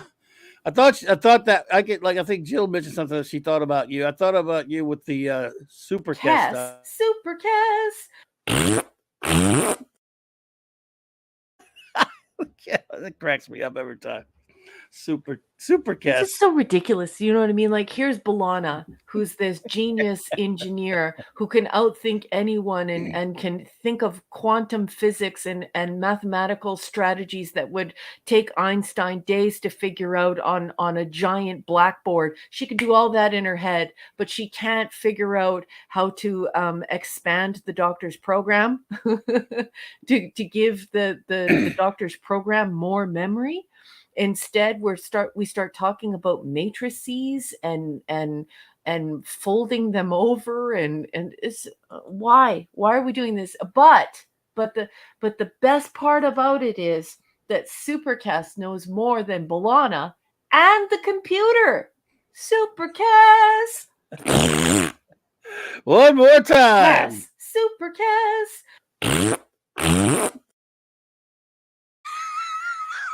I can't get enough of it. Sorry. I'm sorry. Number one. It's true. I love it. It's complete crap. My God. All right. So, all right. What is your rating of this? Let's reboot, just reboot it or whatever. Oh yes, Joseph Dredd says Harry is the hollow engineer. Yes, right. He is hollow. Yeah. So for me, this is an F, but I gave it a C+. And once again, it was due to performance, not the story, because sometimes people shine. And we had Brad Dourif, and I think he is spectacular. And I think what was written for him, he probably wrote himself. He probably influenced the script in that regard. He did a wonderful job. And here, once again, it's happening all over again. Robert Picardo is just charming and a marvelous actor. And I love hearing him just off the cuff singing Puccini. He's marvelous. And I just think he's charming. So I have to give it a C+. Yeah, and then you get double Picardo. So, I give it a C, solid C. Yeah. Because it was, at least that was so entertaining. Yeah. And all that gobbledygook didn't really bug me that much. And then, it moved, the episode, it moved a little bit, at least. And, it kind of, I don't know, it didn't really bug me as much as the other ones, pardon the pun, get it, swarm bugs, whatever. Yeah. So, yeah, I give it, even it's the harmless. part where the doctor takes the diagnostic scanning tool and uses it on Kes. I don't know. Yeah. I don't know how Jennifer kept from like I don't know how she didn't burst out laughing when she takes him gently by his hand and puts it over the alien. Like that is such a good moment. Like and it's comedy, but it's Star Trek comedy. Like it's not full comedy. It's not. Yeah. You're getting the kind of laughs you should be getting on Star Trek. Anyways, I just thought Picardo did a great job, but this episode sucks and everyone knows it. Indeediousness. Well, my friends, now you can let her rip with your ratings and reviews of The Swarm. You heard the boss. Fire at will. And we'll go with our buddy JT Kirk, who I forgot about before, but let me give bring his up here. Okey-dokey, where you at? All right, JT Kirk, we love you out there. Miss you. He says, The Swarm, he gives it a B. Robert Picardo's performance is absolutely stellar. The episode is simply a copy of Booby Trap, TNG episode, season 3, episode 6. Paramount should have waited 2 weeks and aired this as a tribute to season 3. Again, tribute as season 3, 6, okay, whatever. I'm not sure what it means exactly, but okay. So there you go. That's JT Kirk. Let's see what else you were all our other friends are saying out there. Look who's here. Katie. What's up, dear? Hello there. I'm way back in the chat starring everything and I'm on mute. Hi, Katie. Hey, Katie. Good to see you. I hope you're doing well, dear. Let's see. All right. I think we got enough stars so I can get going and you can keep up with me.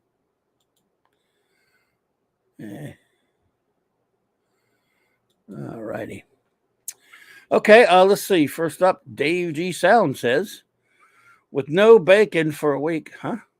Oh, with no bacon for a week. I just watched this today and had completely forgotten this episode, forgotten this rather pedestrian and blasé episode, which indeed gathers a swarm of flies on a trash heap, he says. I gave it a D. Thank you so much, Dave G. Sound. Simply Steve gives it an F rating, says alt title. It's warm. Oh, alt title, it's warm and runny. Ugh. EMH sings and malfunctions again. Supercast fix it all. That shouldn't know anything about Starfleet computers is the bestest ever at only 3 years old. Well, there you go. Indeedishness. Shooter says B-. In same way decides to contravene Starfleet protocols and violate a hostile species space to save 15 months on a 70-year trip. Yeah, didn't we learn that Starfleet knows best in the Wrath of Khan? The Doctor's story here saves the episode.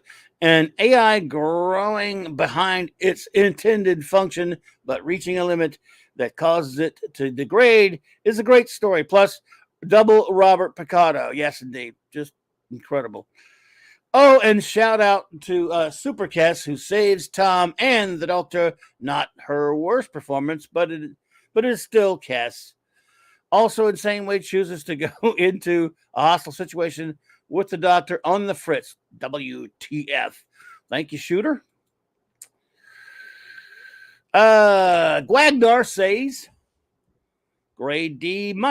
This might have been an okay episode if it would have focused on the Doctor situation and didn't have Supercast and the Insane Way subplot. Insane Way.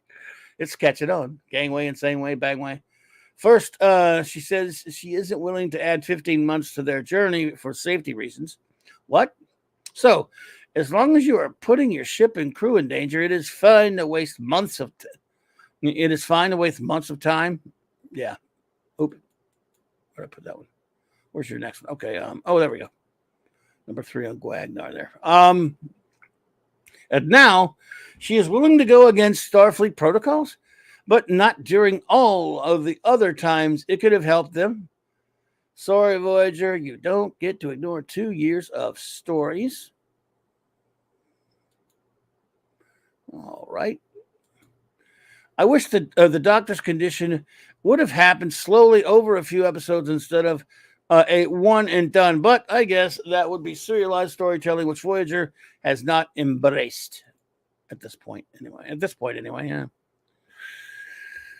ED, enigmatic drop bear. Hang on, say it. Yep. D-. I fell asleep while watching this. So this review is probably lacking, although perhaps falling asleep was an apt reaction. Was it apt reaction? Caring for someone slowly losing their mind is a recipe for a heartfelt story. However, the image is a computer program, so anthropomorphizing him in this way stretches incredulity to its limit. We're talking about space here. All he needs was more space. Just needs more memory. Indeed. The aliens were bizarrely misplaced. Presented as simultaneously omnipotent, and vulnerable, was their addition and schizophrenic depiction reflective of a tug of war in the writer's room? I think it's not even a writer's room at this point. At this point, they had like a little cubby hole that, or they probably just hung out outside with the smoking area. You know. Fanty Outsider, he says, C, Picardo was fine, so apparently those engineers changed everything again, as somehow you cannot copy a program. Never heard of a backup? Apparently, no one familiar with computers.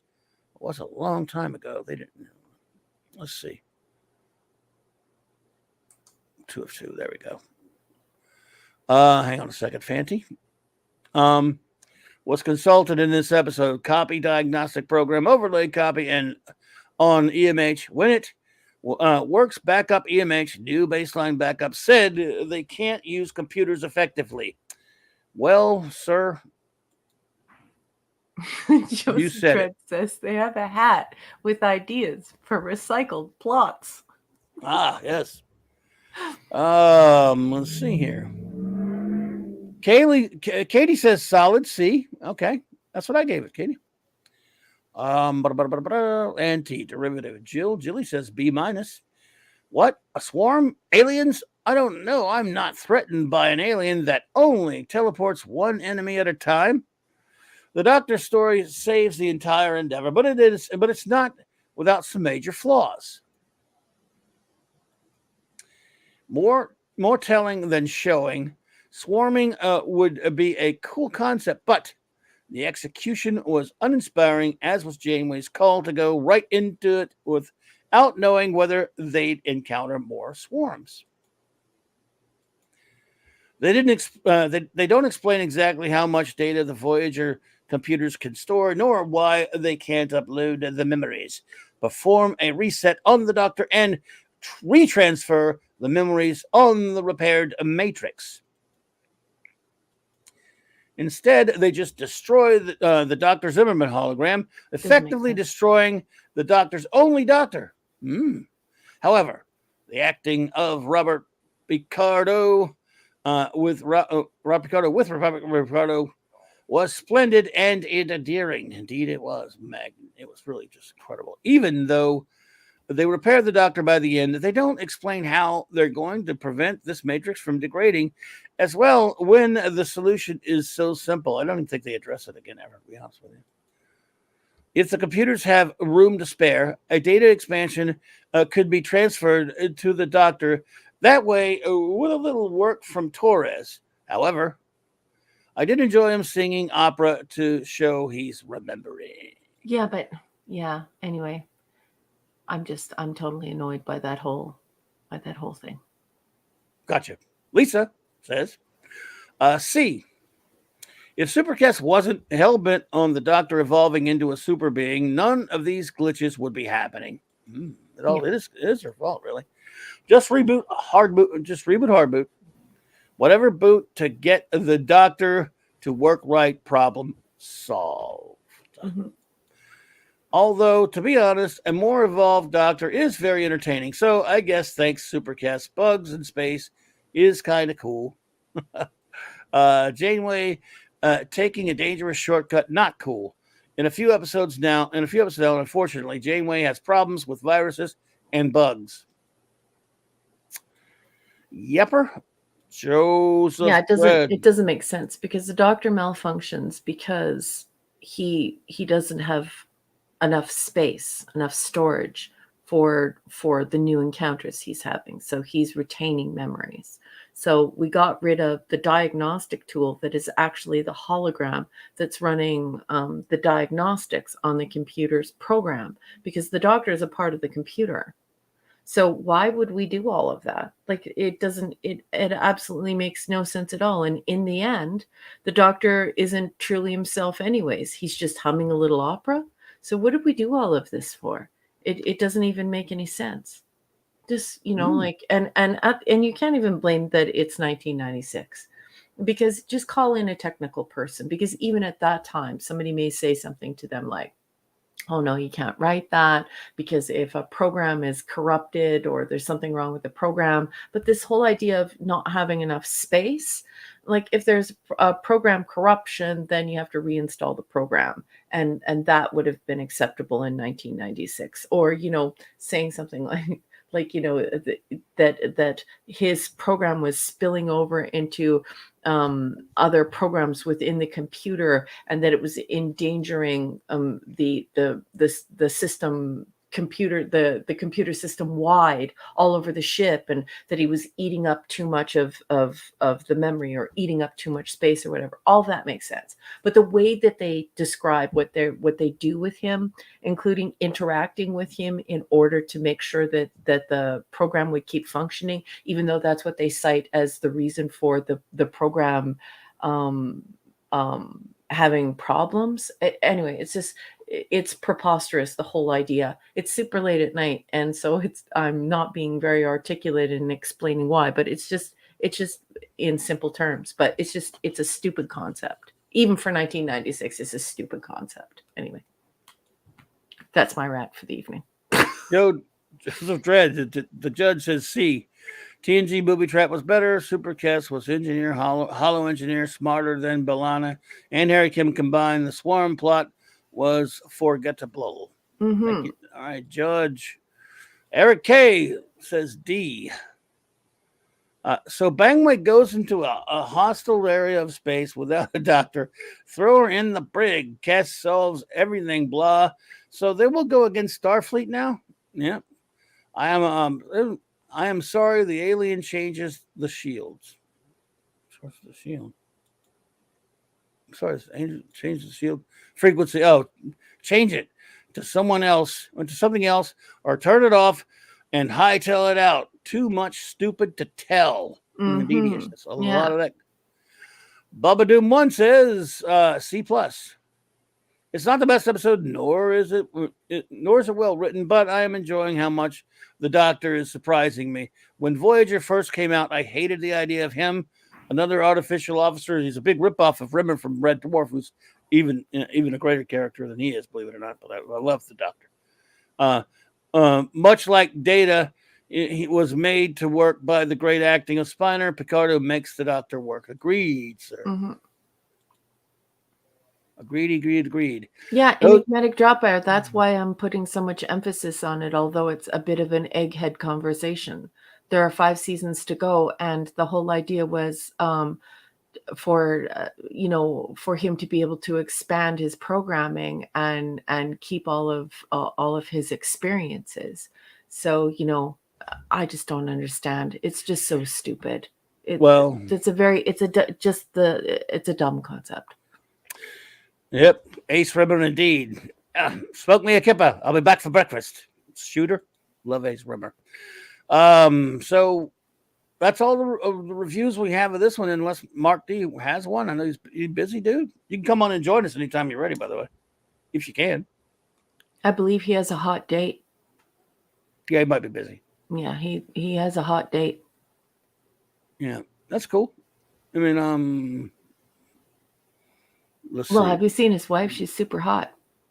So we'll give him a few minutes. Date. Yeah, if he's busy, that's cool. I just don't want to leave him behind. Yeah, Emperor's NM, like doing some sort of a defrag or something like that, where he would be off for an extended period of time or something like that. I mean, I could get behind that. Yeah, that's cool. Just join us whenever you want. Oh, it's your anniversary today, Mark. What are you doing here? Get out of here. Yeah. Go be romantic, dude.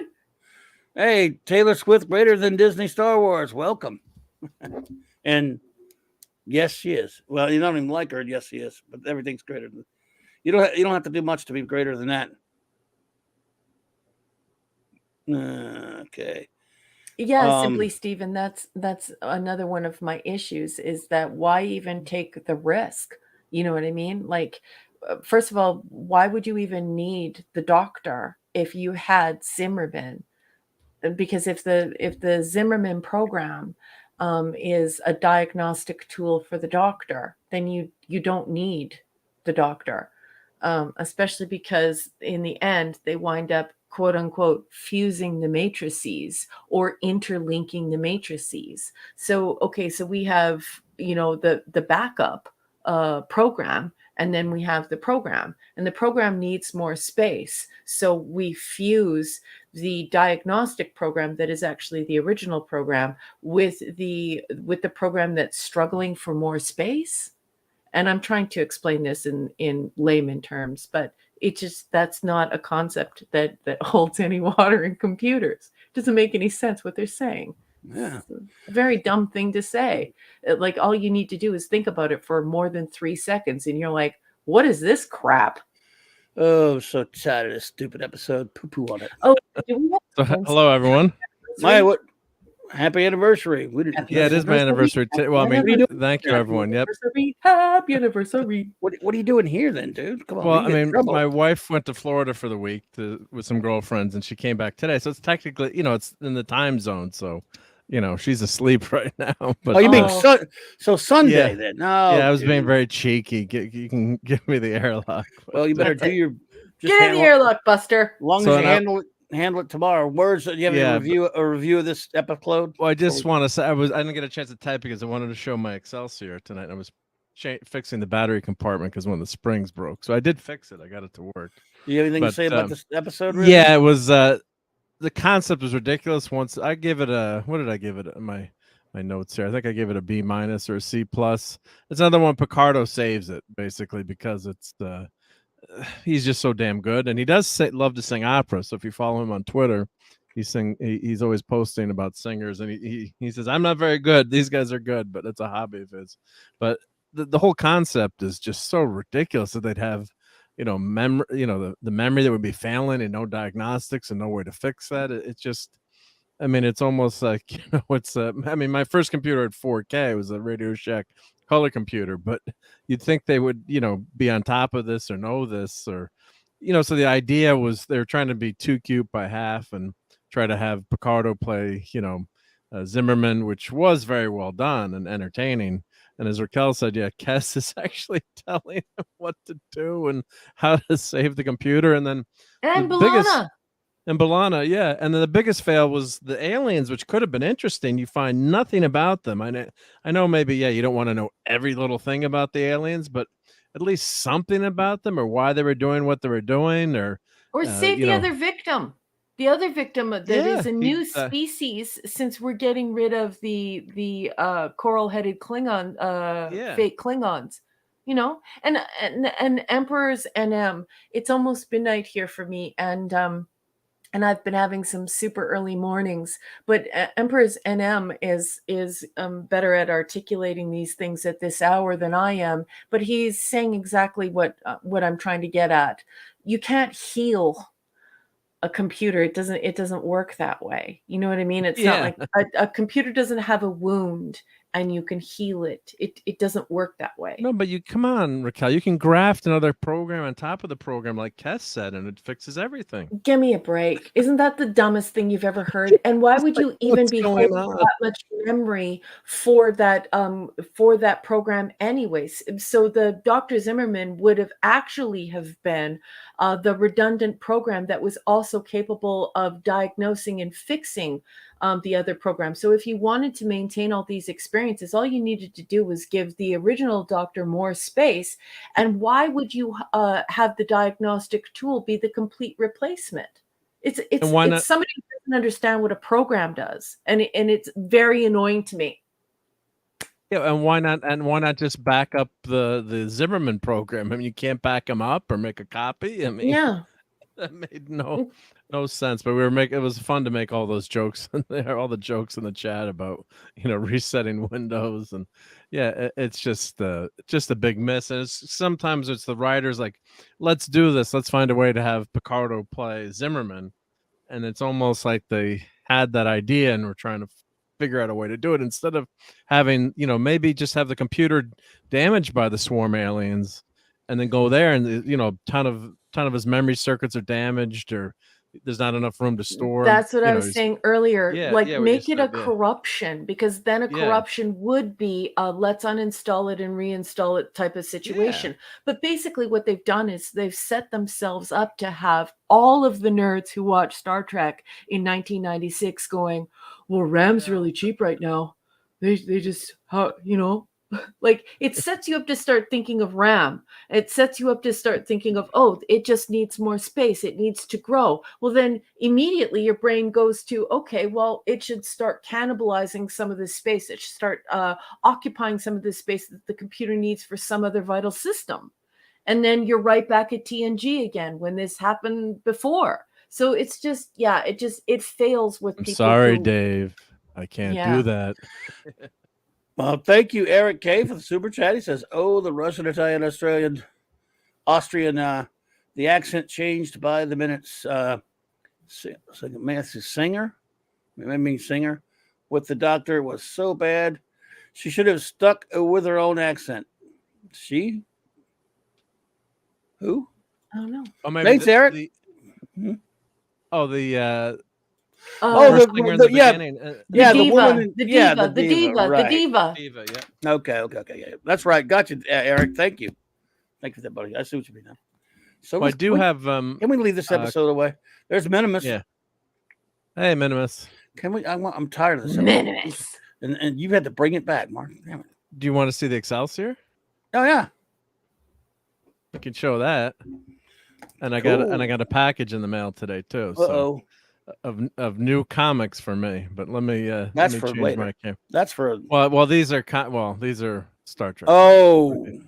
I'm joking. I got new quote unquote new comics. Let's see if this is there we go. So let me change my mic so I can talk while I'm over at my other desk. So here is the Excelsior. This is the Playmates one, the original one. Put the light on here so we can. This is one where you can stop up the plumbing a little bit easier, right? As Scotty said. Wait a minute. Yeah, no, you're right. This. Oh yeah. Yeah, this is the one where you can do this. Scotty, as good as your word. Aye, sir. The more they overthink the plumbing, the easier it is to stop up the drain. I always love this ship. I think it's a cool ship. It's a nice evolution. I know some people don't like it, but was it James Doohan said it looked like a pregnant guppy. Well, Mark probably loves the silver neck. Yeah, silver neck he is does. Good. Look at that. He likes all that blue too. Yeah, nothing wrong with the neck there. I think there's too much blue on this one though compared to the movies. I like it though. It's a cool ship. Yeah, so let me play the. I fixed the sound effects. Let me play those. Bigger than the Enterprise, right? Oh yeah, it's bigger than the Enterprise. Yeah. Let me turn off the noise cancellation so you can hear this. Let's see. I don't know if you can hear the pew pew. No, it's not the Enterprise B. It's the Excelsior.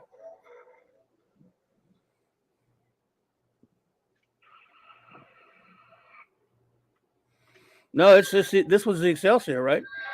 This is the Excelsior. Yep. Excelsior, not Enterprise B. Simply. I do have the Diamond Select Enterprise B above me.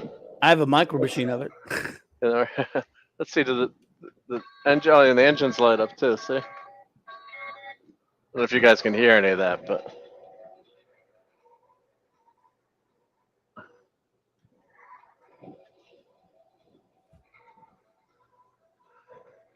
So that's one of my favorites. So this I sneak into the dining room. I have this on our china cabinet on the top. So somehow I'm able to get away with having that in there. My wife tolerates that one, but I love that chip. And I have the B is from Diamond Select actually broke, which is a much newer one. The sound effects no longer work. So I was so mad. Let me get the. So this I got a shipment from New Cadia because Raquel's an enabler and a bad influence on not having complete runs of Star Trek. So this is the Peter David run at which I love, and I have a bunch of the issues, but I was missing some, so I'll just flip through these quick. But nice. Plug for New Cadia Comics, the nice box, all bagged and boarded, shipped within like 3 days. I ordered it.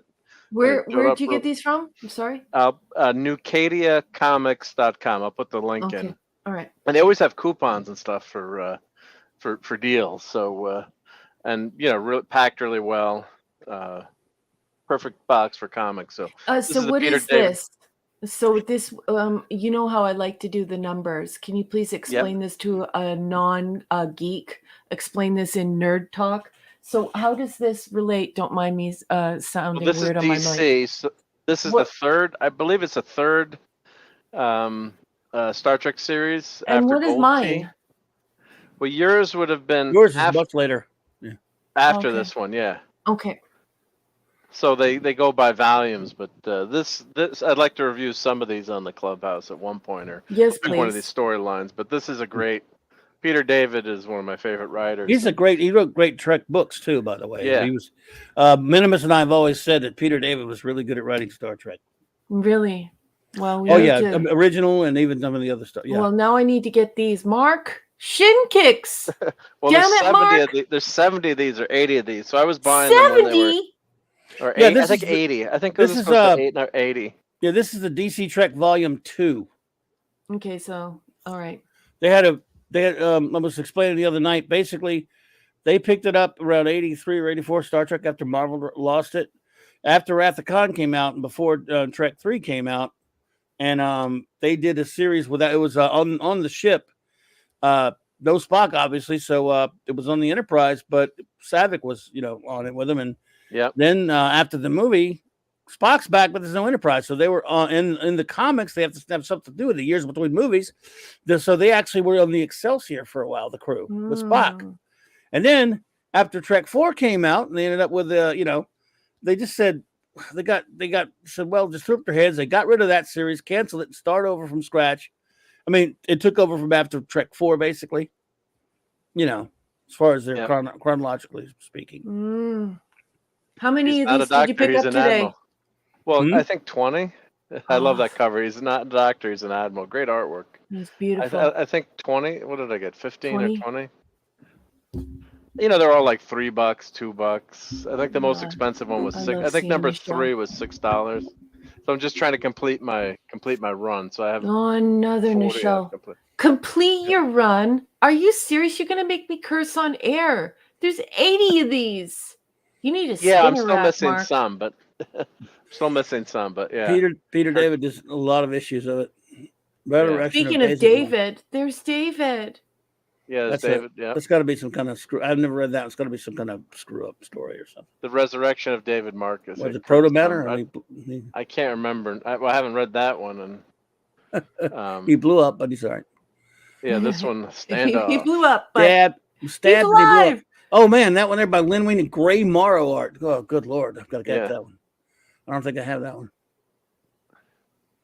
And this is when Weinstein came on the book. Yeah, Weinstein. Yeah, he wrote an episode of the animated Dave G series. Sound, how do you feel? I feel young. That's when the world was new.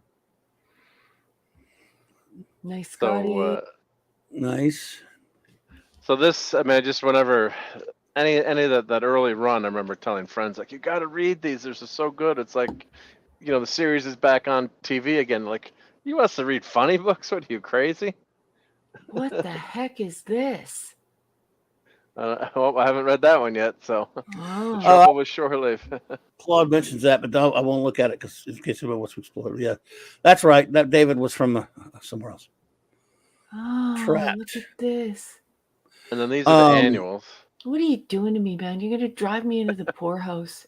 I forgot that I didn't read that story with David. Oh, who did the art on this? Jerome K. Moore. Oh, that's pretty. That's a very beautiful woman. He did a lot of great covers for Star Trek. A Chekhov very special looks tale great. by George Takei, Mr. Sulu. He even Peter made David, and Sulu Gray look Morrow. okay. Oh, Bubba, sorry.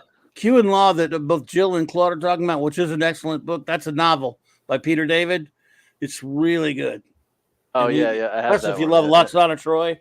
And I got back then when I bought the audio of it, the audio tape that has the whole thing read by John Delancey, if I remember right. Oh, no so way. It's pretty cool. Yeah, so it's pretty Galloping cool. around the cosmos is for the young. Cool. I This think is it the was last one I got. Wasn't that audio read by Delancey, Claude, if I remember right? What is this? I must have this. By Friedman, Michael Jan Yeah, Friedman. He's another one who Yeah, he you wrote like Trek. that, Raquel? Yeah.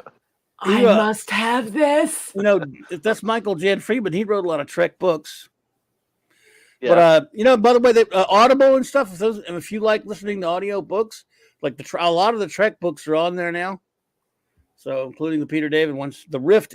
I like this one of the original Cruise series he did called The Rift, which takes place after Trek 4. I mean Trek 5. Sorry. Anyway, that's a cool cover. Gimme, gimme, gimme. So here's the link. It's nucadia.com. Oh, and let me try to find that. Good night, Sean Carter. Good night, Sean. I simultaneously love you and hate you at the same time. The Good shipping night, Sean. is pretty cheap. So I think this is 1989 series. Let's see. Yeah, Q and Law was good too, Jill. That's also by Peter David. No. Okay, we were talking about Q and Law. I'm thinking Q Squared was also by him, and that was good. Yeah, so 80 issues of this. I think that includes annual. So here's and then some annuals. Yeah, here's the link. Oh, that's Nucadia. right. It was about Loxana Troy, and so it was Majel Barrett and John Delancey read the book. It was the audio. It's really good. So they are in character when they read this story, this Q and Loxana story by Peter David. I tell you what, it could have been an episode and a good one. I think you'd love that, Raquel. It's pretty cool. Nice. Yeah, so shout out again to Nucadia. We're not sponsored by them, but yeah, they and unfortunately a lot of these are out of stock now, thanks to me. Sorry, Raquel. Yeah, damn it, Mark. 50. Oh, comicbookshop.com's got it. And when she got those other kinds, they have it. Oh, I like comicbookshop.com. They have all of it. Yeah, they're good too. Yeah. Oh, those are I'm nice not, people. My guess is they have every issue of that too, but you never know. But those are easy to get. They're not. The these are not foam that they put highly in sought with, the foam that they put in with woodwinds, any type of like woodwind instrument, like the front of band instruments, that foam. That's how the mycomicbookshop.com packs their comics. Oh, good. When I got my comics, I was like, oh my gosh, this is next level. I was so impressed with the way they packed everything up and the way they took care of everything. They were phenomenal. Nice. Excellent. Yes, I've ordered from them before. They're good. Yeah. I want these comics. I'm going to take them from you, Mark D. with a C, and I will not be merciful when I do it. That is the best Gorn. You need to take really good care of that Gorn because that Gorn is cherry. I love these comics. If you like that Gorn, I have a comic and a surprise for you. You're going to love soon. I wish that I could have that Gorn like real life size. Like to go next to your alien? Yeah, to go next to my alien. Actually, I don't know if I would put it next to Vare. I think, or not even mini Vare. I think I would put the Gorn probably in the family room. He would need to be in the family room. You know how cool that would be? I need a creature from the Black Lagoon and I need a Gorn. I need them. Somebody start making 6-foot aliens again. Nice. Oh, well, that's all you got there, Bruin? Appreciate it. That was a fun that was fun show. stuff. Thank you everyone, and thank you Raquel for enabling, because I'm like, God, I'm missing a bunch of these comics as I was checking my comic book database. So, and these are the kind of comics that are cool to pick up and the bargain bins at a Comic-Con too. You can usually find them in like the $2 bins. So, but there's some great stories in there. I need to interrupt you too, because everyone should know that if they see that wonderful ice cream cone, that you sell those ice cream cones. I have to set up a new website now to sell the ice cream cones, or put it on my own website. Unfortunately. Yeah, they can actually swallow the universe. Well, Dave G. Sound, I'll try just for you. I don't know if I can do it right though. Clubby, you just yawned. No, I didn't. Oh, I did. It was late. It got late early. No, I didn't. I'm just old. Look at that. I meant that. I popped in before I could mute it. I wasn't even thinking. I love it. I'm sorry. Yeah, Emperor's in him. Doom cones.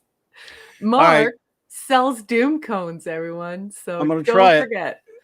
I will try it, Dave. Ragnar,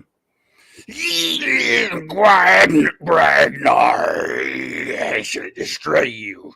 I'm going to have a battle with Glagnar, you man. I'm sorry. I can't do it anymore. I shall be merciful and not try it anymore. Oh my God, that hurts. Sorry, Dave, but I tried. I think you did a very good job. I love your Gorn impression. It's Cherry. What are you doing? You're wrecking the Gorn. Trying to get the Gorn on the Doomsday Machine. Hey, dude. That's obscene. All right. Yeah, what are you doing? So I had my Migos Kirk and Spock and my Enterprise at school that a model had built, and yeah, most days when I came home, yeah, there was that was a running joke. They'd put Kirk and Spock on the Enterprise in different positions. It was not don't very do that. good. I can't believe you do that here. No, I wasn't going to do that. This is Gorn just right in the it looked like Doomsday Machine. But my friends would get pissed at them. I'm like, would you stop it? So let us start to mosey. I guess it's been a long. We got to get Raquel. I know you must be tired, and you've been getting some early days and early days. I have early days now. Early days. Early so days. I understand. So, well, in that case, number one, take the floor. Any closing words you might have? Yes, and thank you so much for allowing me to do this. First of all, I want to thank everyone in the chat. Thank you for the marvelous conversation this evening, for being a part of this channel, for being a part of this show, for being a part of this wonderful little 735 club that we have here on Clobby's turf. I enjoyed your company immensely. You made me laugh. I love all of you so much. So thank you for the effort you put into creating some of the best conversation on Star Trek on the internet. I love you all very much. I also want to thank the Wrenches. Thank you so much for making this channel what it is by building this sense of community, making everyone feel welcome and helping everyone out, and also for promoting Clobby. I just absolutely love you for that. I also want to thank everyone who sent Clobby a gift tonight. Thank you for keeping the lights on Clobby's virtual comic book shop. And that's what we tend to think of Clobby's channel as. So your gifts are very much appreciated. I want to thank all of the lurkers. Thank you so much for joining us. At the end of the week, there are about 300 of us that participate in this show, and you are a valued member and a valued part of this whole process. So we're thinking of you, especially folks like thank you so much. If you haven't yet, you should really join Clobby's channel, because membership has its privileges. We have some really silly emojis, and they are great fun. You can also hang out with Clobby and learn a ton about comic books. The guy is the grand poobah of that and many other aspects of geekdom. If not, please don't forget to hit the subscription button and hit your notification bell. And if you haven't yet, would you do me a favor? Would you hit that thumbs up if you had a great time tonight? And what else do I have to say? Oh, I want to thank my Patreon subs. Thank you so much for backing my book. Larry, Tony Stark, Sean Carter, Cardinal Sin, Shooter, Gwagnar, Chris Persia, Scuba and Leslie Pete, Eric Kane, Kirby, Enigmatic Drop Bear, Michael and Cassandra Beacon, Mark D with a C, Anti-Derivative Jill, Maximum Redstone, JT Kirk, Dabman and the Dabman Clan, Lord and Lady Thoth, and of course Lance, Rob Altus, and Tyler. Thank you so much for backing my book. I need to get back to work and get some stories, but I'm working and writing at the same time, and it's not easy, folks. What else?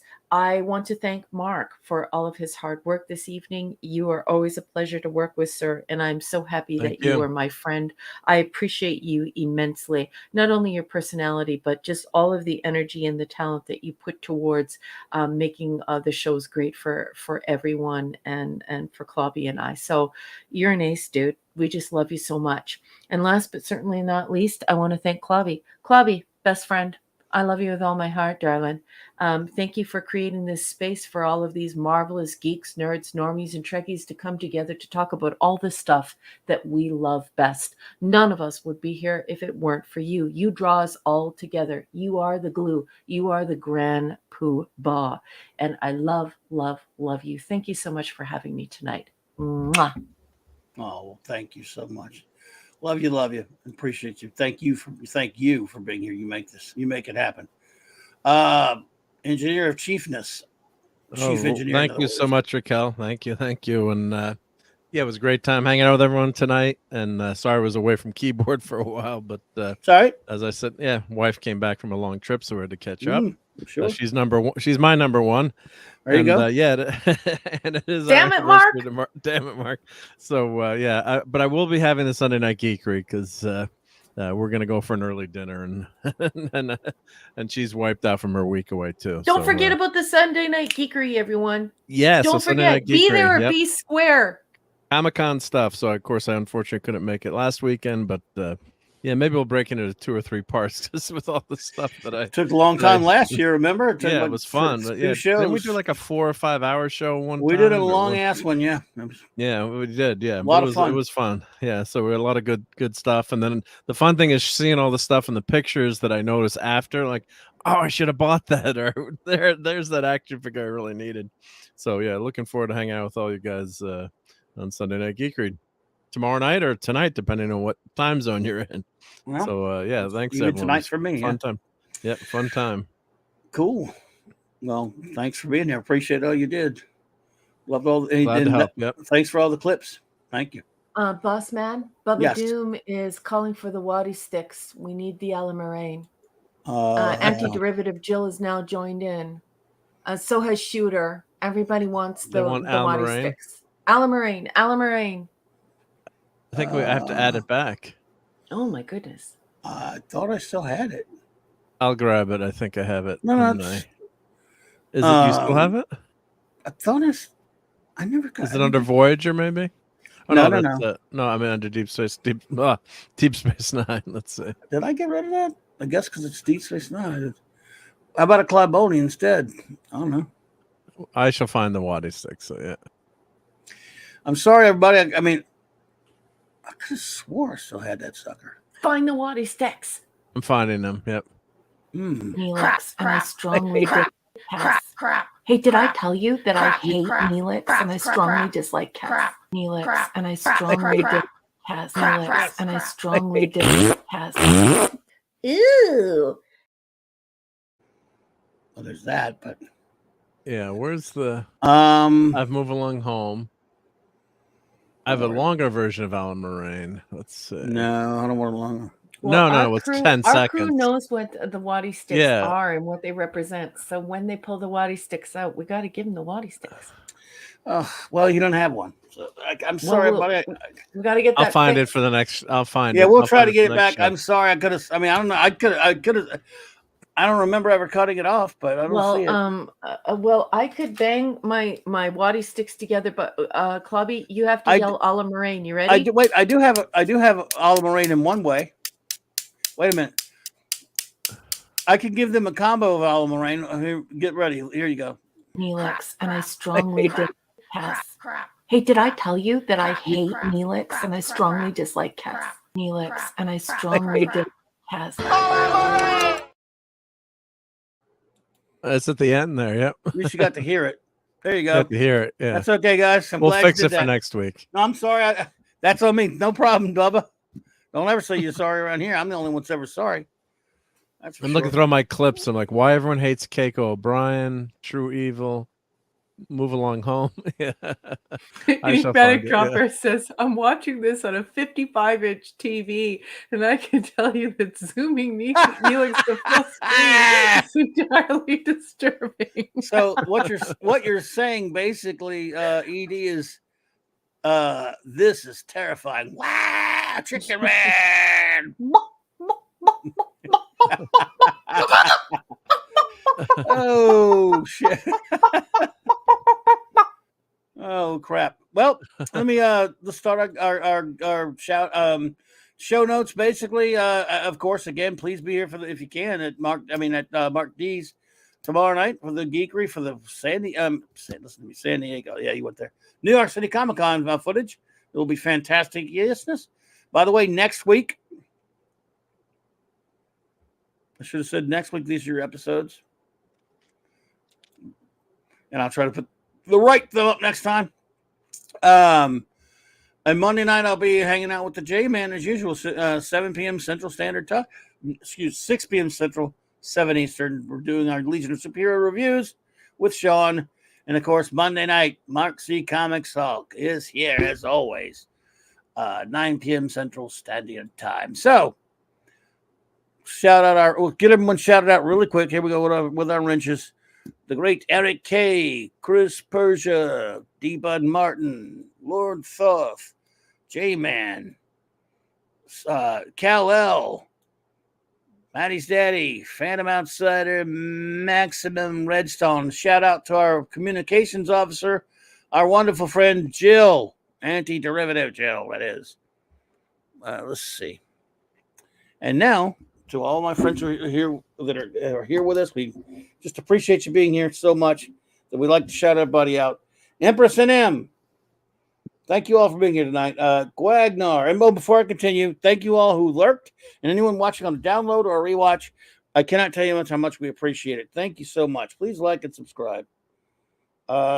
Dave G Sound, Shooter, Brogu, Joseph Dredd, Judge Dredd, Enigmatic Drop Bear. Thanks for being here, buddy. Larry. Chris, I already got Chris Persia, but again, hail to Chris Persia, of course. Bubbadoom 1, the lovely Sherry, Parker Luck, Captain Infinity and Beyond, JD Lewis, Simply Steve, Classic Comics, Rob Altus, Masters Maniac Mexico MMM, the Tetrarch of Apathy, Lisa, Boosh McFadden, Deadman and the Deadman Clan, Sander Hammerslag, Wolfie, Grim, Das Wolfen, the Comic Relief Crusader, Wes Cagle, Sean Carter from Mars, Michael Beacom and Cassandra, Sci-Fi Mombi, Yaradax Amanda Bear, Touring Machine, Midnight's Oblivion, Keely Chow, Dave Bob, Ray Lucard, Miss Martin Muses, Snail Messiah, Katie, Taylor Swift is greater than Disney Star Wars, and Minimus Prime was here. I hope we got everybody. I hope we didn't miss anyone. But I want to thank you all for being here with us tonight. You're fantastic. What a great time it always is when you're here. Just amazing. And thank you all. And I just can't wait to see you again, because we'll all be back here soon for the same thing and even more. Hope to see you before that. So until then, on behalf of my great crew, Commander Briggs, Chief Engineer D, as in Mark, and Anti-Derivative Jill, and Lord Thoth, and all you other great, and Max Redstone, the morale officer, like, oh man, it's gonna be bad that I basically called him Neelix. Just kidding. So, ouch. I just called you Neelix. Just kidding. Thank you, everyone. Have a great remainder of your weekend. Clobber on.